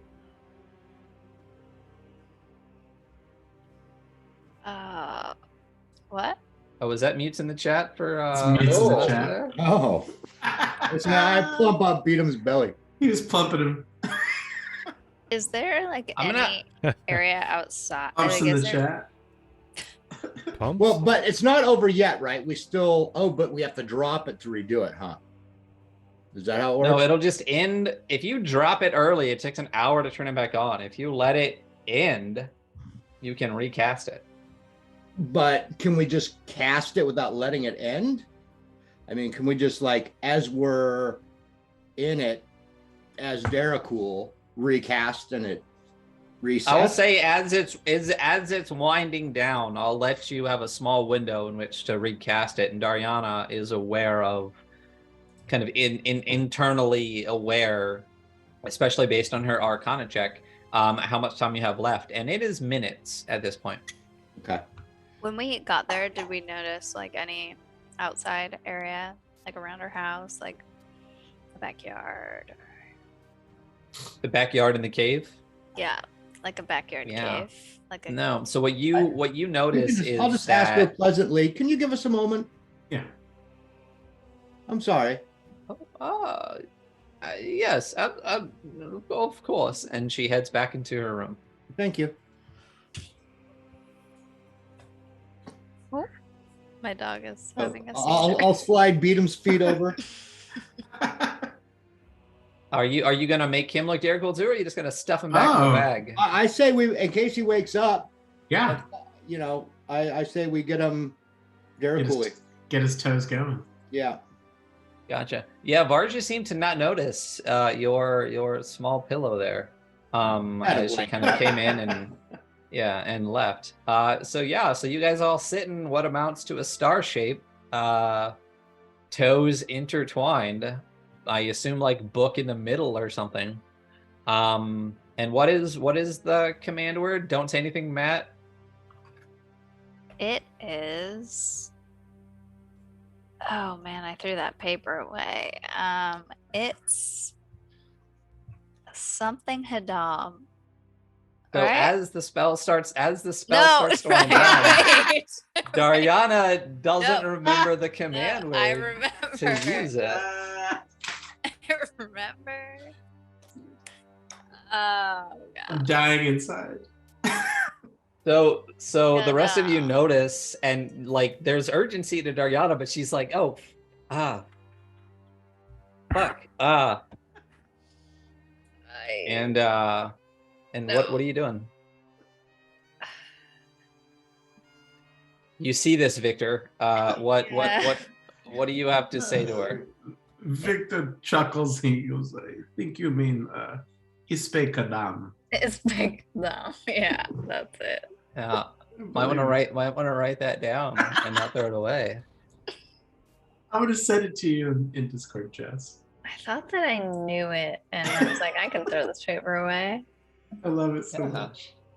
The your player knowledge and character knowledge, you gotta make sure you know it. So as you feel the spell literally dissipating, you speak the command word, you feel the magic coursing from your toes to your head, apparently outward from the book, and once again are disguised as your companion Cutter.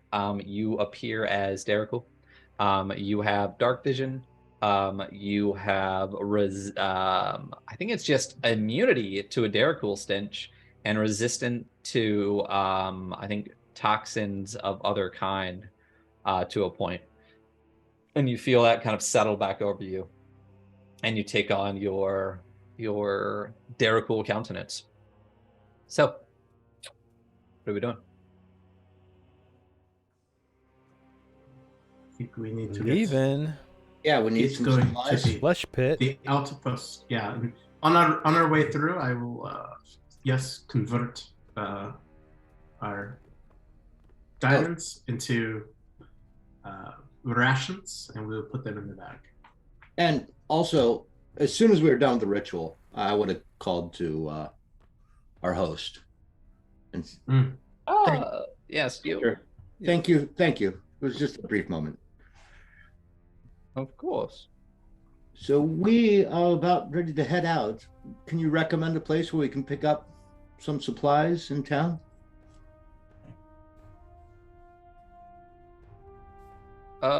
It depends on the supplies that you're looking for. Well, that food you got us last night was delicious. So we could use some more food. I know it's hard to come by, but water. What else do we need? Anybody? I mean, I'm not going to tell her, but we want to get some rations because we see that there's dwarves and humans and stuff in town, and we're going to want to put some rations in there. So, I mean, I can keep unpoisoning us, but Well, I'll say we also need some regular rations, hardtack. We're meeting up with some comrades that don't have the same diet that we do. Oh, yeah. So all of that can be found in the market. Would you like me to escort you? Do we want the escort? I think Sure. we probably do because she's very highly regarded. That would be great. Yes. So you all leave her residence and head into Lilithor. And once again, as you are making your way into the town, you are catching a lot of side eyes, some open kind of hostility that seems to only be kind of abated by the fact that you are with Varja, who appears to be a respected member of this community. You make your way into what is the Market of Lilithor. And what is it that you would like to find? We're not going to go full shopping episode. Right. I will tell you what things cost and what you're looking for and if you are able to find it, and we will just take it from there. How much monies do you all have?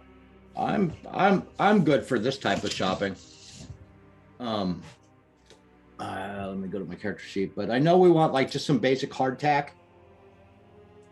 You know, food that'll last a while. Where's my character sheet? Okay. And I would restock on raw meat. All right. Let's find. I have this wonderful document that actually has prices for just about everything.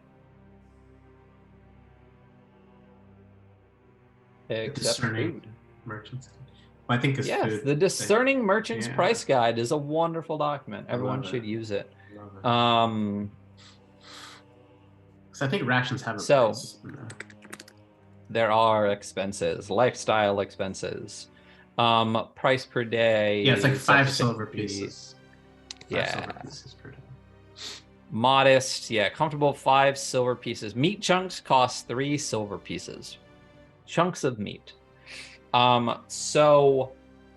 You find merchants willing to sell you these things. The mystery meat is harder to find. You actually end up needing to be led there by Varja, and it's a guy who knows a guy who knows a guy who takes you to the back of a shop.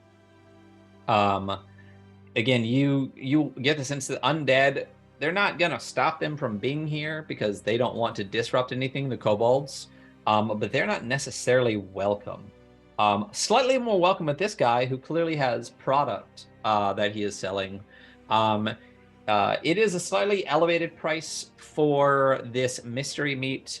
I would say it's 5 silver pieces per meat chunk that would cost a ration for you. Okay. How many meat chunks of mystery meat would you like to find? Just, I guess you said I can carry up to 3, right? Did I say 3? It's roughly a poundish each, so we could say like 5. You get a 5-pound All meat right, pack. I'll do that. So then I just need 4. Okay, so that will be 2 gold pieces for Okay. 4 chunks of mystery meat. Victor has a little bit of money too, and like he kind of he's seen the value of this raw meat just as a commodity, like when they're bribing people, and so he's gonna also throw in 2 gold pieces and get 4 chunks, and then I guess when they're at the rations place, he's gonna probably like if we can, I'd like to. Well, just, you're in the mystery meat area now. Yeah. Do you want bone Okay. in or boneless? I'd get whatever Cutter gets because I'm trying to follow the Cutter, do you want bone in or mode boneless? of the day. Let's do bone in, There we go. Bone like a little. You get toothpick 4 action. pieces of bone in meat. Okay. Yeah. Yeah. Most of them are, it's kind of fucking Flintstones-y. It's literally just like a chunk of meat with bone sticking out. Most have broken ends. One of yours actually comes with what appears to be a hip socket attached to the end of it. Same for you, Victor. Most of your pieces are chunks on pieces of bone broken off at both ends. You each get 4 chunks of bone-in mystery meat. As you all make your way then, being led out, heading towards the rations part, you get the sense that the prices here would be incredibly inflated for you, but it is only Varja's presence that has reduced the cost to roughly normal. So it is a good thing that you brought her along with you, or else you'd be paying exponentially higher fees for these things. What else are you all trying to find as far as foodstuffs, as far as anything else? Just hardtack for everybody doesn't want raw meat Yeah. Gotcha. and water. You guys have much Okay. water. So we So can- yeah, so water here is a little bit more expensive, obviously, because of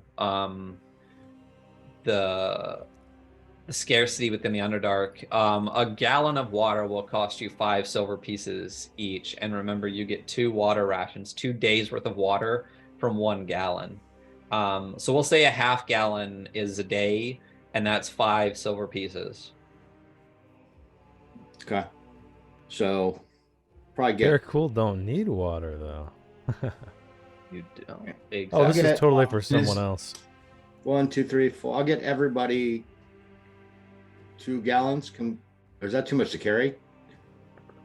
A gallon of water weighs, what is it, like? That's a Um, lot. A milk jug. Yeah. Yeah, Yeah, it's because the it's a skin only decent holds amount. 2 pints. A gallon of water weighs 8.3 pounds, weighs about 8 pounds. So if you get 2 gallons of water, that's another 16 pounds on top of what you're carrying. But is that the kind of thing that we could fit in with Beat 'em, stick into the bag? Absolutely, you could Yeah. get whatever sources you want. would I nice, would yeah. say at this point, and this might be a good time to knock it out. The bag is full. Yeah. What if you guys are gonna put what We'll use amounts it. to like 2 gallons of water each in the bag? You Well, I need was- to sit down and decide what's coming in and what's going out. Okay. I don't know what's in there. And I was thinking Does anybody 1 have a gallon list? apiece, and we each carry a gallon. Is kind of what I was thinking. I don't know if that'll fit, but Let me see if I can look in Beat 'em's D&D Beyond. Dariana, did you not get the list when the bag was passed to you? I don't think so, but let me just. I might have. Let me check. We'll say for now, if you carry a gallon on you and put a gallon in the bag, that it's okay. But next time someone's here that knows what's in the bag, we need to do a bag check because it's not an endless amount of space. It's probably not even the amount of space of stuff that's in there. But we'll do that next time. If when Andy's here, we'll do an inventory of the bag, and you guys can see because you do have Brian. Don't forget him. In a wine barrel. You have Beat 'em. You have, I think, a bunch of sex toys in there, some hula hoops, some clothing. I don't know if there's still like other corpses that you have stuffed in there. no, it sounds fun. I want to get in the bag. Yeah. Who knows what Beat 'em's in there? When So, I look on um, his inventory, it's got that new feature with the bag of holding, but he doesn't have anything. I know he has a list written somewhere, but we'll have to get him. that'd be nice if he adds what's in the bag Yeah. into the bag of holding inventory list. We'll have to talk to Andy Yeah. about that. So you guys each get 2 gallons of water. So that's a gold each for all that water. I got it. You all get what amounts to food, which is about we'll say 5 silver pieces. And how many rations of that do you get? Do you get 4 of those? Yeah. So, how So much- you all, I don't even. I'm buying the fucking food and the know. water. It's on me. 2 gold each. 2 gold. It's 3 gold each for what amounts to 4 days of food and water. Okay, got it. I already took off 5 for the food, and I'll do 3 more for the water. And that's each. So that's 1, 2, 3 plus 4 for Beat 'em. Beat 'em- plus Beat 'em's the extra- undead. He still has to eat. The mummy. Oh, does he? Cutter's undead. He Oh. has to eat. That's true. It So, was like mummy. what's my total? Sylvester's undead. He's got to eat. Yeah, that's true. He's not a mummy. He was mummified and is now undead. Gotcha. It's 3 each, so we'll say 15 gold, Okay. roughly, give or take. Oh, he's partially Um, mummified. There, 15. Okay. All right. Do you guys want to attempt to find anything besides rations? Yeah, bag of holding. You have one already. You definitely don't find one here. So kind of meta. I've got 4 flasks of oil, and I have that lantern of revealing that shows like invisible stuff, which probably will come in handy at some point. Each flask is going to last like 6 hours according to the sheet. Do we think we want to buy more? I mean, that seems like a lot to me. Because like It's we, entirely you up know, to you. You don't have to meta that either. You can just say you're aware how long your oil lasts and Okay. stuff. yeah. Sure. Buy some oil. Yeah, so I'll get like a couple more flasks of oil just to make sure that thing doesn't run out. And then I kind of want to talk to Varja. Varja, whatever her name is. It looks like it's like 40 silver per flask. Ooh. That's 40 expensive. silver for a flask of oil. That's what it looks like on the, because it's 0.4 gold piece. Is that right? 40 silver. 0.4 gold piece. Just round it to 0.5. Just say it's Okay. half a gold. Okay. Yeah. Yeah, because we're in the Underdark. Okay. Yeah. I mean, there are slight price increases here outside of what they would upcharge you all anyway. And so I'll take 2 gold off my inventory. Okay. Okay. So Qatar, I have not been underground very much. I spend most time on Ruthenian Plain. I have tinderbox. I have a healing kit. I've got the lantern. Do we need like grappling hooks, those kinds of things? I don't think we'd need them, right, Ryan, from where we're going? We're not scaling any walls to get to the flesh pit. You don't think you need to scale any walls to get to the flesh pits? I mean, it's the Underdark, it's the underworld. What you think you need under here is up to you. You're not, you all know well enough what the environment is like now. It's rocky tunnels, cavernous chambers and things like that. So, that's a decision up to you, not something you necessarily need to know the Imperium in order to determine.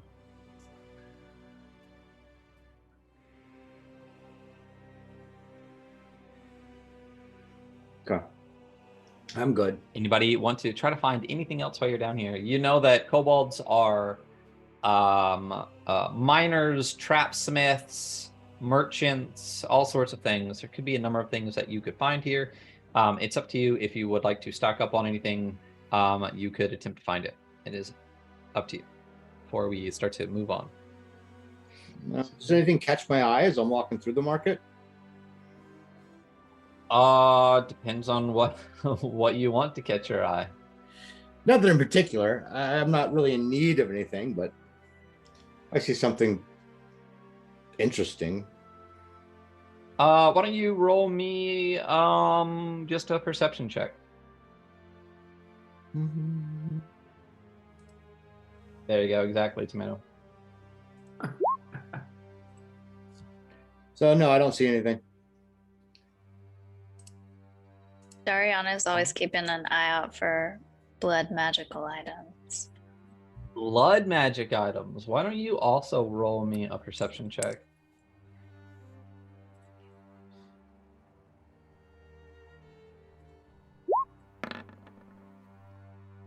Ooh.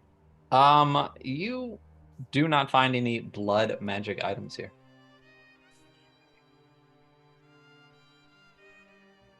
Victor is going to buy some rope because he kind of has a flashback to when they fell off of that cliff into the river as soon as they entered the Underdark. Yeah. Buy rope. Go for it. I have no idea how much rope costs. We need to get a mundane item. It says one. I have 50 feet. They've got prices on it in here. Yeah, 1 GP. Are you in D&D Beyond or are you in the Discerning Merchant's Guide? I'm using D&D Beyond. Gotcha. It's probably more expensive. Discerning Merchant Guide's all like magical stuff. I need to get a Discerning Merchant's Guide of mundane items as well. Yeah, mundane. So.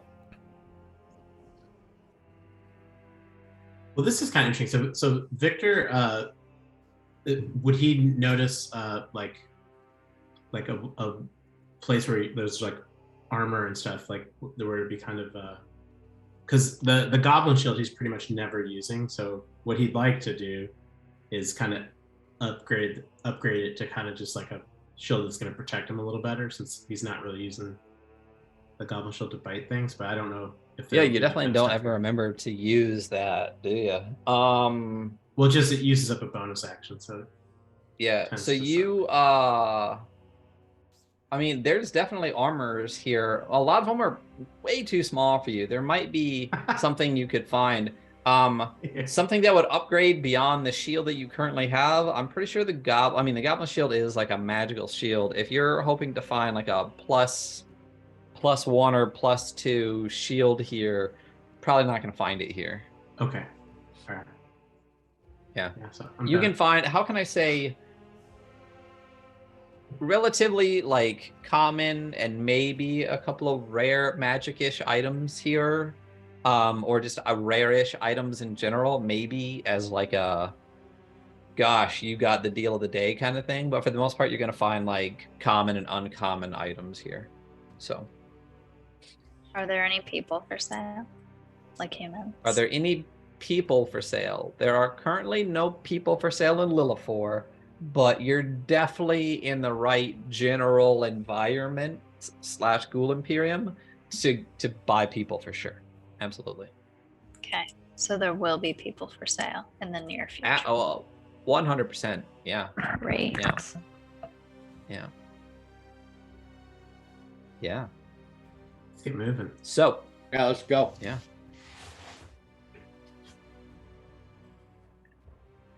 So you're heading out. All right. So you say your goodbyes to Varja. She lets you know if you head back to Lilifor that you are welcome. You Tell her we'll keep so our you- eye open for the giant bat thing too. The shriek bat, yes. If you find a shriek bat, let me know. Will do.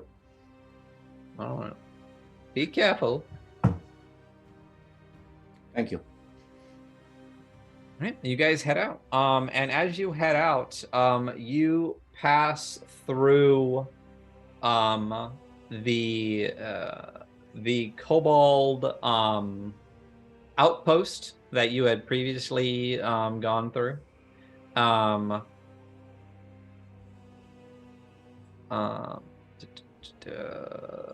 should probably be a gate on the other side of these too, huh? And after you pass through that area, you also continue to make your way, eventually also passing through the ghoul outpost as well, before making your way back into the tunnel that you had previously. I'm sorry, I'm fucking with you, Jason, but you head back the direction that you came, towards the Pillars of the Underdark. You were directed that past the Pillars of the Underdark to the northeast, in this general area, you will find a tunnel that will head you towards the Pit of All Flesh. And you begin to head that direction. It took you yes, thank you for stopping by, Mato. All you tired people, I know it's late on not the West Coast, so thank you for being here. You start making your way back towards the Pillars of the Underdark. And just like last time, you end up it takes 2 days to get back to the Pillars of the Underdark. So you rest once again. If you'd like to, you can attempt to find that tunnel that you had previously rested in on the side of the road. If you, is that what you would like to do? Would you like to do anything different as you travel? I don't think so. I'll make sure I'm in the lead though. With my underlings behind me. With your underlings? The new recruits. Gotcha. So you make your way. We'll just do this. We'll go. I want to. Oh, I guess a not filled in polyagonal line. That's why. Maybe next week we all put Cutter's skin on. What? What? I'm sorry, what? Filter. Since we'll all be, yeah, the filter, sorry. Ah, okay. Yeah. The filter that looks like skin. Gotcha. Or we kill Okay. Cutter and wear his skin. There you go. That's definitely Look at that. Trying to mark Bork on this, huh? Yeah. Although the cloak doesn't cover my whole shoulders. Nice. Gotta, Let's see if I can find it. Yeah, you gotta wear a black shirt. yeah.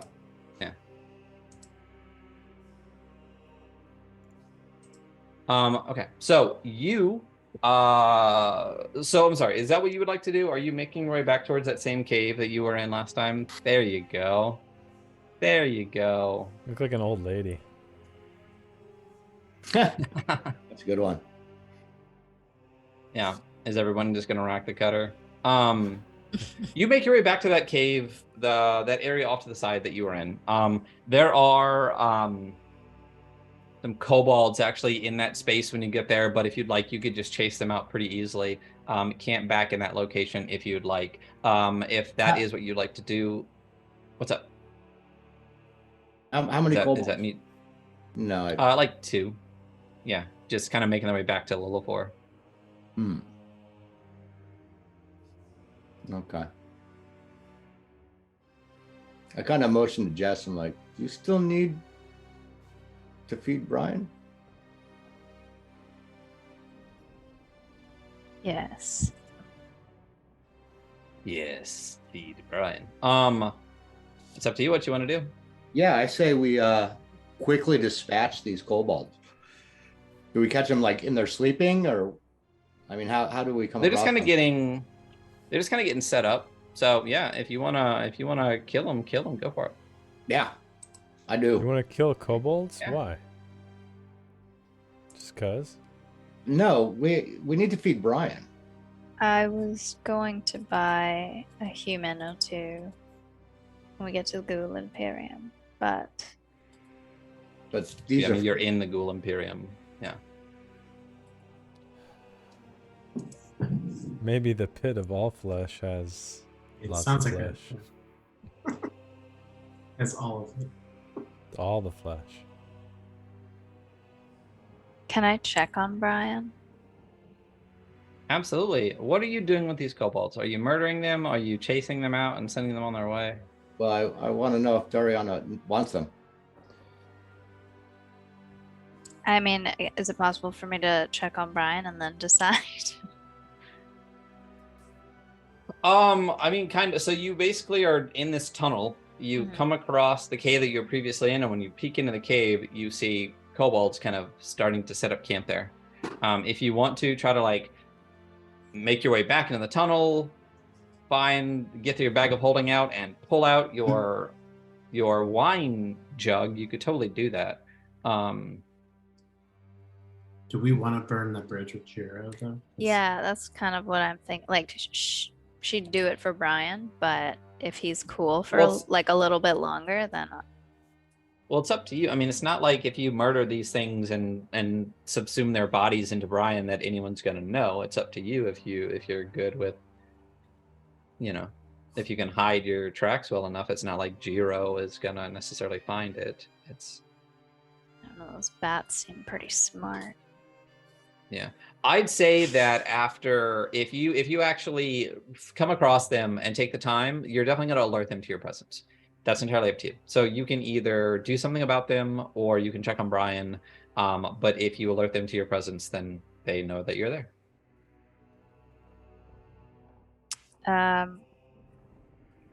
Okay, well, I'll just move along, I guess. So you're going to chase them out and then take up position in that cave. Oh, I see. All right, let's kill him. There we go. Okay. Yeah.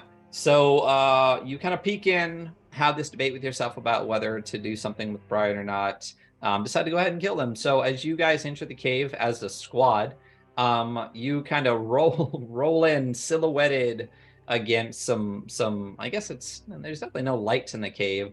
So you are just these shadowy figures that roll up on this fire with these 2 kobolds there. And the 4 of you, imposing figures over the kobold, slaughter them. It's not even.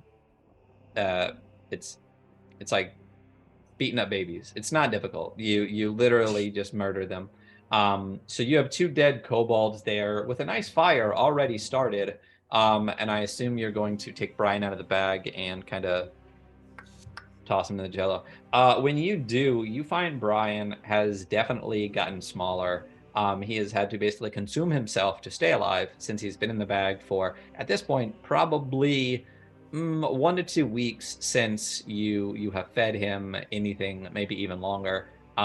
Brian is probably less than half the size that he was, so he's about half a metric dude tall, and is pretty what you would consider emaciated for a blood elemental. If you would have continued on for, I would say, about another week, you would have opened the wine barrel and just found red stains inside. But you feed him 2 small kobolds. He gets some of his size back. He's now back to 3/4 of a metric dude. So whatever his maximum hit points are, he is at 3/4 of his maximum hit points. Okay. No, because he's a metric dude and a half. So I would Yeah. say he's at 60% of his maximum hit points. Okay. Yeah. I don't know. I can't remember if I've asked Cutter this before, but would it be strange to see a blood elemental down here? I don't know, Ryan. Would it? Not really. Okay. There you go. Not really. Okay. Maybe I'll leave him out. So you're just gonna store the wine barrel back in the bag, and then just have Brian out with you from now on. Wonderful. Once we get back to your tokens, just remind me that he is with you, and I'll go hunt up a token for him. So you guys camp for the evening. You feed Brian. You mark off resources. So everyone mark off at least 1 food and water. And then move along your way. You continue on and end up back at the Pillars of the Underworld after another day's travel. So you are back to where you started, once again requiring you to camp. If there's anything you'd like to do, you can say that. Otherwise, it is relatively uneventful. This isn't necessarily a very highly trafficked area in the Underdark, aside in the Underworld, except for obviously kobolds and things like that, since it is basically a direct path to Lillipor. So if there's anything you'd like to do, you can. If not, then you camp, and the night goes unabated, and you can mark off another food and water ration. So that is 2 off, since it's 2 days back to the Pillars of the Underworld. And if you are continuing from there, you find yourself on this tunnel here, heading towards what you believe is the Pit of All Flesh. Let me find a Brian token real quick. I think, do I have him in the player tokens, PCs? I got Annie. Oh, how do I not have a Brian token? 60% of 1.5 metric dudes equals 0.9 of a metric dude. Yeah. Bringing it, Brian. Yeah. I have no idea where Brian is in the scope of the things. Let me grab a Brian token. I have archived most things. Give me 1 second. Stats and tokens.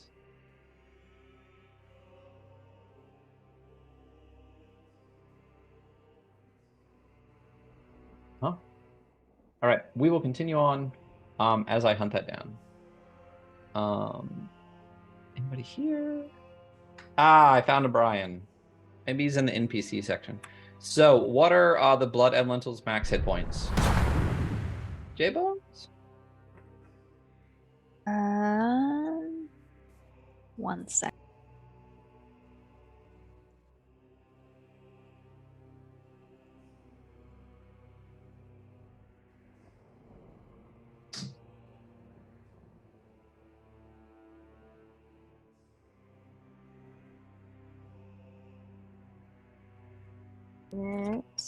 It is 100. No, wait, 95.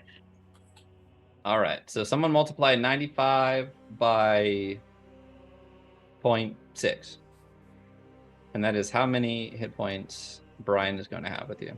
Cutter, you are in the lead in this operation, correct? Yes. 57, Jess. Okay.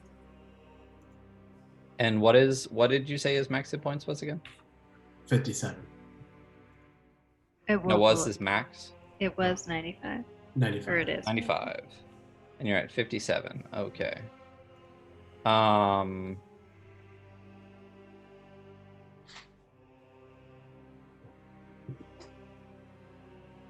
There you go. So as you are all continuing, Jables, thank you so much for the biddies for Victor. Matt, you are getting tapped up once again by Jables, so thank you for that. As you are continuing forward, you are past the Pillars of the Underworld and heading towards what you believe is the Pit of All Flesh. It's the top right. Okay, I Jason. got it.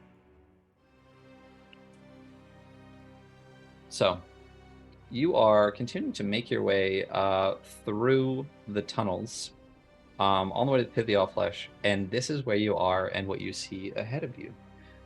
You see what appears to be at a distance, two ghouls guarding what appears to be some type of cavern. Okay. I didn't zoom Awesome. out enough.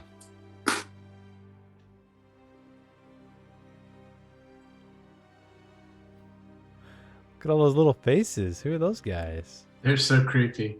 They look like You have no idea. Don Drapers or something. Oh man, what happened to the map? There it goes. Okay.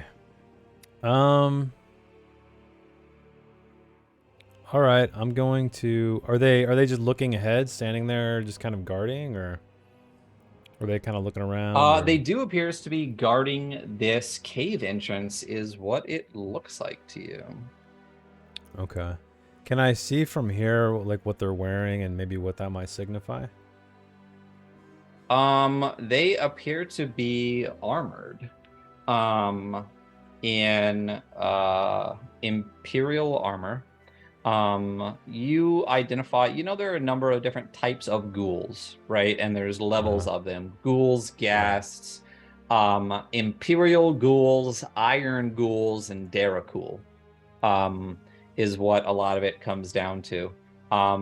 And what you see are two Imperial ghouls. Standing watch in front of this cave. All right, I'm going to confidently make my way toward them, waving the rest of them to follow behind me. Okay. Are you all following behind? Yep. Okay, so follow behind. So you confidently make your way towards these Imperial ghouls, and as you get closer and closer, you realize what these are pretty quickly. You specifically, because you've been here before. This is a party of slavers. And knowing what you know of the Pit of All Flesh, with the outpost and the things associated with it, you realize that they are taking a batch of slaves to the Pit of All Flesh. What you see as you get closer are two Imperial ghouls, a number of regular ghouls, and what appears to be a Daracool.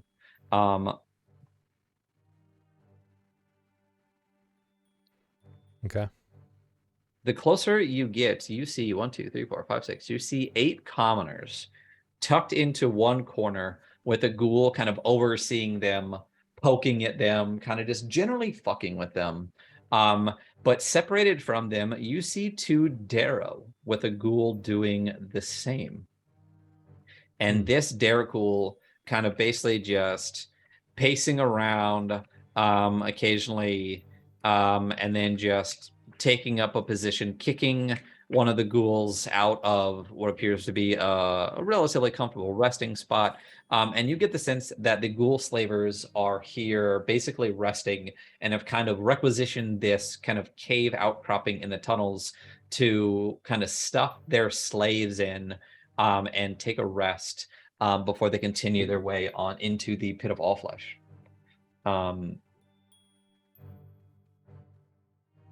Okay. And that's what you see. I'm just gonna move forward to these guards.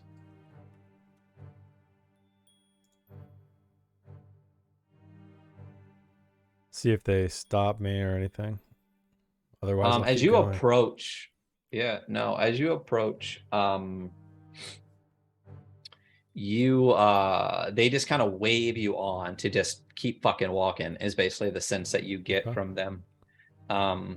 You are just so you guys do remember some of the information you were got, you are looking for Darrow to try to find the last king, Narasane. But it's up to you if you want to find them later or find them now. Hmm. Still need traveling papers, correct? We need papers here. Yeah. If this is the pit. And how far are we from where we need to get the papers? Any idea? The Pit of All Flesh is where the admin building is. You're not quite sure how far you are from the Pit of All Flesh, Cutter. Oh, fucking hell. All right. Sorry, I heard this random strange noise that you guys can't hear, and I was like, what the fuck is that? We have a giant cat wheel for that damn cat right outside my door, and it's just like chugging on it right now. Anyway, yeah, goddamn cat.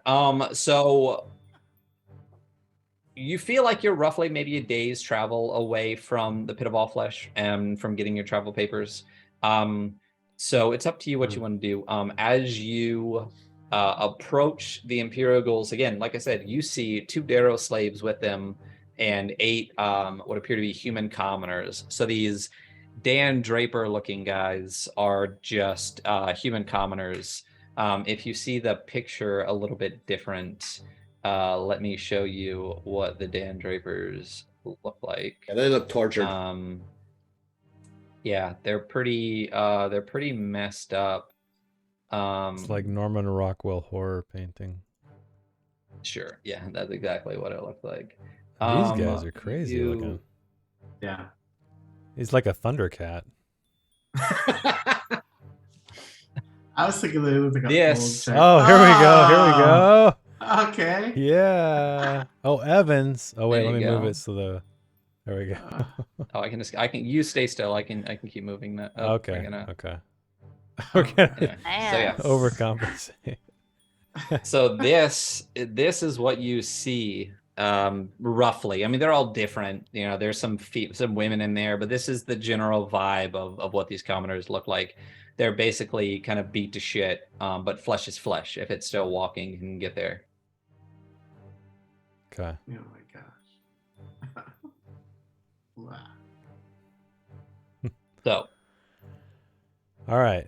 what do you guys want to do? Are you gonna move past this this group of ghoul slavers? I'm following Cutter's lead. He's Yeah, I think, yeah, I think at this moment I'm not telling anybody this, but I think it's more important to get the papers and then we can find the Darrow. So okay. I'm just gonna casually be moving through, you know, with my my new recruits, just like I do this all the time. So definitely way before you can even get close to that, these Imperial ghouls kind of step forward, weapons drawn, keep fucking moving. I think he means This way. yeah. Yeah. Oh, that down? will You got you Yeah. see what you the path goes like this way. If you're trying to go, so that the cave itself, the tunnel goes down. It's kind of like a little descent down and around. This area here is just like a cave area.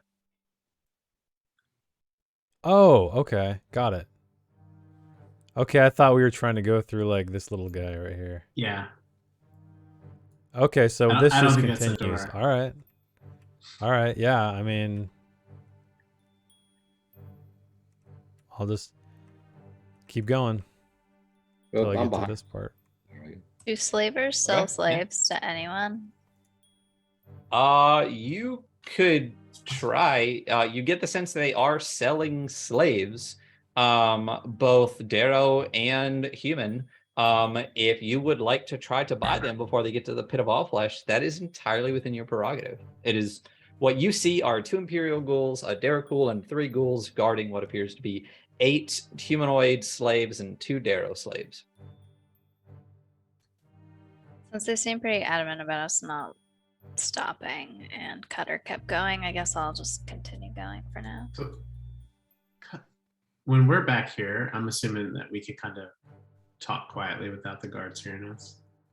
Yeah, if you want to continue down through the tunnel, you can say that this is kind of down through the tunnel over here. And if you want to kind of make your decisions now that you're out of earshot, you absolutely can. Would it be useful for us to acquire armor from these that are cool and perhaps feed Brian with the food source we saw? We could Who needs armor? We could pretend that we are bringing humans to Pit of All Flesh, yes? Or is that too complicated? I don't know, like, do they have like certain, like, the Drago Blackfly pins or whatever that shit was? Because like we just look like us now, right? Kind of like just Jericho versions of us. Yeah. Yeah. Well, I was wondering So if we could buy a human to feed both Cutter and Brian, and maybe buy a Darrow, one of the Darrow slaves, because we need to find some Darrow anyway. Yeah. I If mean, he doesn't know anything, he can be our pack mule. Should we get the papers first? yeah, I feel like that's Or should top. we do I it feel like now? that's Okay. top Okay. priority is getting the papers. That's kind of Yeah. our They might hindrance right ask now. us for our papers. Right. I trust you, Cutter. Yeah. Let's keep going. All right. Keep moving. Okay. So you guys all continue making your way out and around past this group of ghoul slavers. You get the sense that as you head to the Pit of All Flesh, they will actually be kind of moving behind you also as you go. Whoops. Let me just grab just you guys, not that black bar that I created. So as you continue forward, you eventually make your way.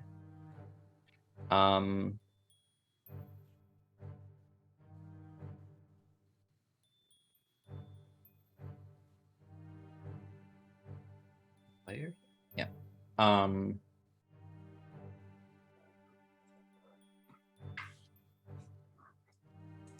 Here. You, as you're walking down the tunnel, it begins to open up. There we are. And as you get closer and closer, you're bottom leftish. Yeah. Yeah, I got it. You see what appears to be an outpost pop up in front of you. There are a number of buildings, and what appears to be basically the tunnel itself opens up, and there seems to be basically 2 pathways into this kind of large outpost area filled with a number of buildings. You find yourself starting on this lefternmost pathway. There is a right-sided pathway here, and there is something strange over in this bottom direction here. As you enter the area, you see outside a number of these buildings, a number of Imperial ghouls, and what appears to be a large archway to the right, protected by a number of iron ghouls. And you have successfully made your way to the outpost at the Pit of All Flesh. What would you like to do? Where am I? Yeah, I don't have a token either. I think you guys are in the black. we're in the black? You guys. Yeah, give me a second. If we were where we're standing. Reveal area. Just Like there behind you us. go. Yeah. There we go. Can you see that now? Yep, got him. There you go. Sorry, that's fog of war. Roll 20 lighting. So yes, you have made your way to the Pit of All Flesh. Well, So- to the outpost. Yeah. at the Pit of So, All Flesh. I mean, presumably I've been here, so I'm just curious as to where I would go in relation to. So where I you've been am. here in the same way you've been to Fresno. You've been here, but you don't necessarily are like, yes, I have frequented this place and can tell you exactly where things are. You just know there's definitely an admin building here. There's some other things here. It is a ghoul outpost, which you've been before, but I can't say.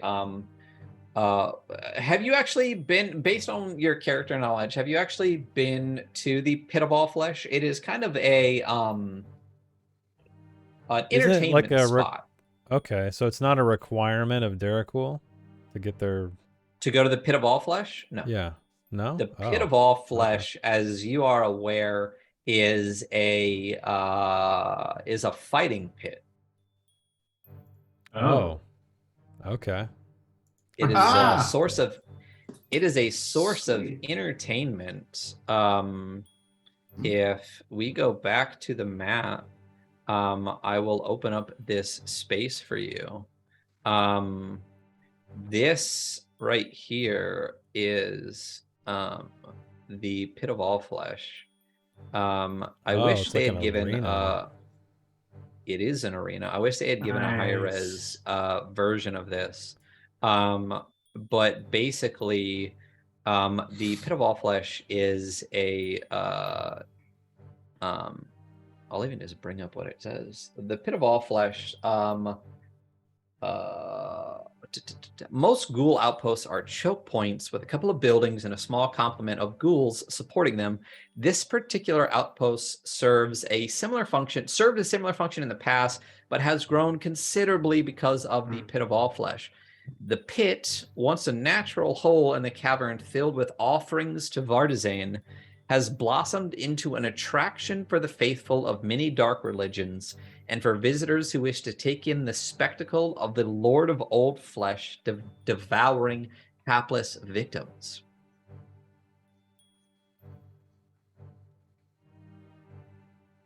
Oh, so Cutter would know that you don't get your papers at the pit. There's an office somewhere near it. Yeah, so where you Gotcha, guys are gotcha. looking at this map is this kind of outpost area, roughly in the front. But what you see over to the side that I pointed out earlier where those iron ghouls were is this archway that heads down into an arena.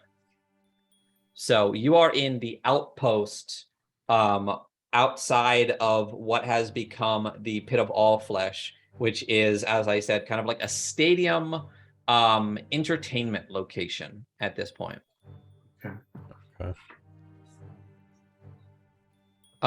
Jiro did tell you that if there was a place to find Darrow, this might be one of those places where you could find one. Because this is where a lot of slaves come through as part of the entertainment.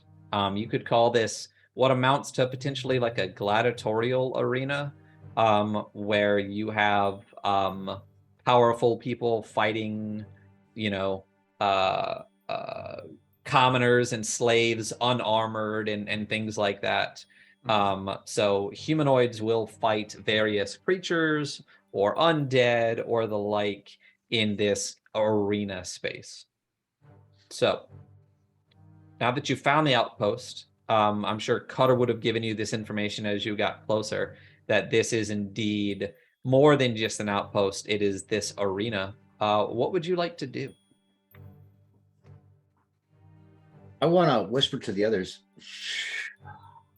How are we going to get Beatum his papers? He's still asleep or comatose or whatever undead, whatever he is, do. Is this a place where we can spend the night tonight? Like perhaps we go partake of the pit? I don't know. Is there somewhere to stay in this, or is it literally just like an entertainment center? And I have no idea. So again, this is kind of like you might have gone through here, you might have been in the pit and stuff like that, but it's been years and years and years and years since you would have been through here. And who knows what's changed and what's not. So if there's information at this point, it's information you need to find out. Maybe chat up a guard. Perhaps chat up a guard.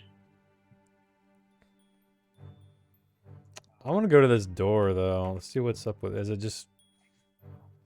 Is there any It's a signs locked. on it? Or it's a locked door. No. It looks like a back door. It looks like potentially maybe like a loading area or something. But as you kind of head onto this path, you see these guys over here, and they see you, and they're like, "Hey, hey, show your fucking papers. What are you doing?" I'm gonna go over Come there.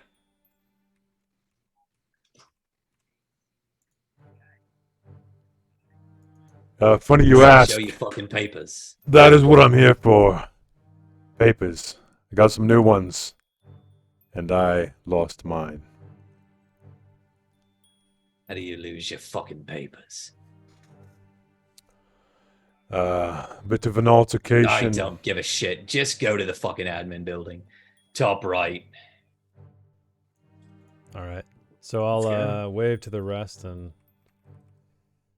let me zoom out here. Hey. Don't cause any fucking trouble, all right? I'll just nod. Said upper right. Okay. So Meta, I love that he said upper right. Because that's you? Said what? Upper right.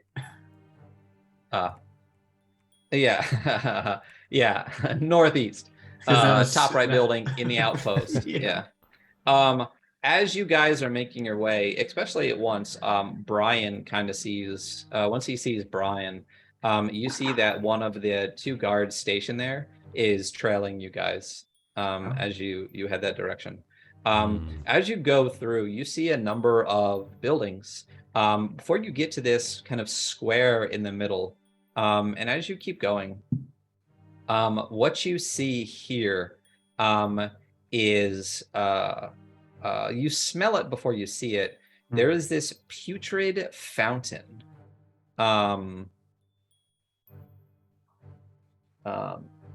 in this space. And even as you're watching it, you see a ghoul arrive with a bucket of just viscera and gore and rot and dump it into this fountain and walk away. Kind of giving a kick to this figure here laying on the ground. Cutter, you know it as a beggar ghoul. The rest of you probably aren't sure. It's just an incredibly emaciated ghoul dragging itself up to the fountain and kind of slurping up this putrid liquid in this square here. You see a number of other guards here. You see what appears to be a large ornate building here. And what are you doing? I asked Cutter if I can go kick that ghoul. Yeah, I just kind of grunt a response and keep walking to the upper right. Yeah. Move your tokens as you're moving your tokens. And actually, as all of you get close to the fountain, except for Cutter, this stench from this putrid fountain is actually overwhelming. And I need all of you that are actually not Daracool to roll me a Constitution saving throw as you get close enough. All of you, however, do have advantage because of the Book of Anu Akma. Oh, nice. Ooh. All right. So what is the is it shift Yeah. for advantage? Yeah.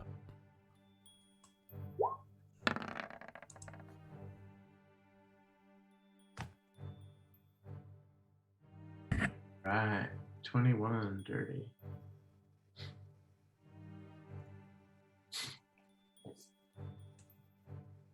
Oh, I was going to say you roll twice, but it's because you have advantage. So Victor, Diana, and Sylvester, you all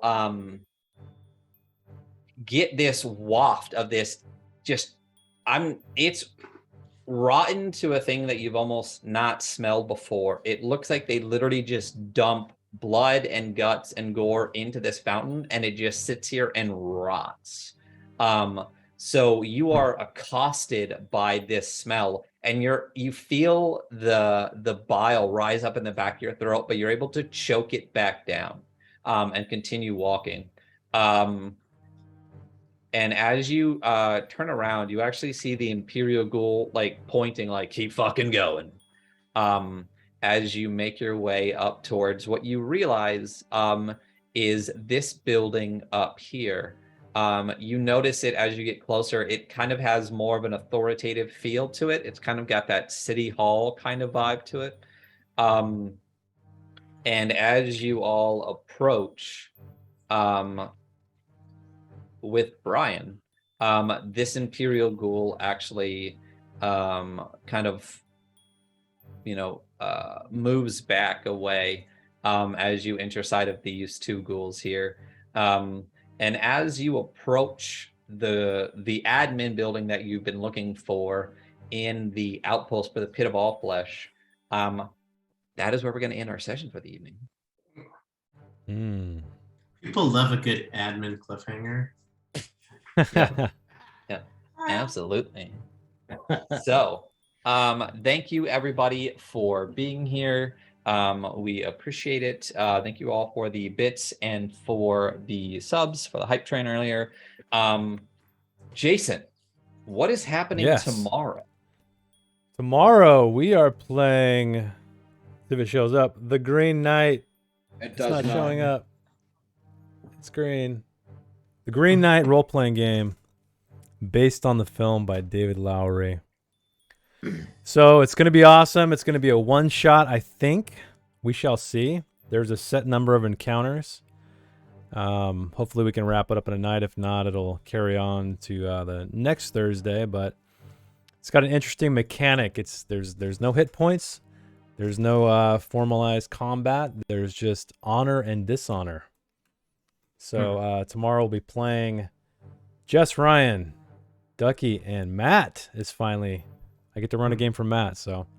Thursday, baby. Tomorrow at 7 o'clock. Come hang out with us. If you have seen the movie, you will definitely recognize some familiar places, some familiar characters, but I can assure you the outcome is not the same. So, and if you haven't seen it, it's a good excuse to get interested in it and go see it. Yes. It's so beautiful. It's so beautifully filmed. Yeah. Did you see it already? Yeah, I saw it like the weekend it came out. Yeah, we saw it. Oh. Because I figured you saw it too? Theaters were kind of empty. Yeah, I definitely am not going into a theater, so who knows when I'll get to see it. I'm very excited to see it, though. I love when it comes pretty out much on everything A24. I was the only person in the building. It was great. There you go. Yeah, A24 is fantastic. They put out a lot of fucked up weird movies, so it's definitely my vibe. So yeah. That is what's coming up. Jess will be running a one-shot. What did we decide? The beginning of September. The beginning of September. Yeah. We'll see how that goes. It's coming quick. I know. It's like 2-3 weeks. We have Matt lined up to run a one-shot. Him and I are talking about what's going to happen with that. So we'll see what happens with that. I think the goal is to try to have that done by, I think maybe the end of October, maybe November-ish. So we will see what happens with that. And then we will, after we've accomplished most of the goals that we've had for months and months and months, we will see what the next goal is. Maybe an Eric one-shot. So we'll see what's going on with that after Jess runs her one-shot. So thank you for being here. Please come by tomorrow. Very, very excited for that, for the Green Knight. I still have to make a character. That is my plan for the evening. So we'll see how that goes. It's not going to take you long. Yeah. Yeah, I didn't think so. I just have to actually sit down and don't forget character art, because I'm going to need tokens. It's all theater of mine, though, right. So there's no, like, gridded anything, but we'll need some kind of representation for, Gotcha. Okay. So, again, thank you so much for being here. Come back. I don't know when Theros will restart, but next week, tomorrow we will have the Green Knight. Next week we will have the Dark Kingdoms, and potentially the second episode of Green Knight And we can also talk about the what's going to happen with Thursday games going forward after the Green Knight. So we will talk about that tomorrow, and we'll see what happens. But thank you all so much for being here. We're going to raid into Phoenix, and we will talk to all of you, or see you all next week and tomorrow. Good night.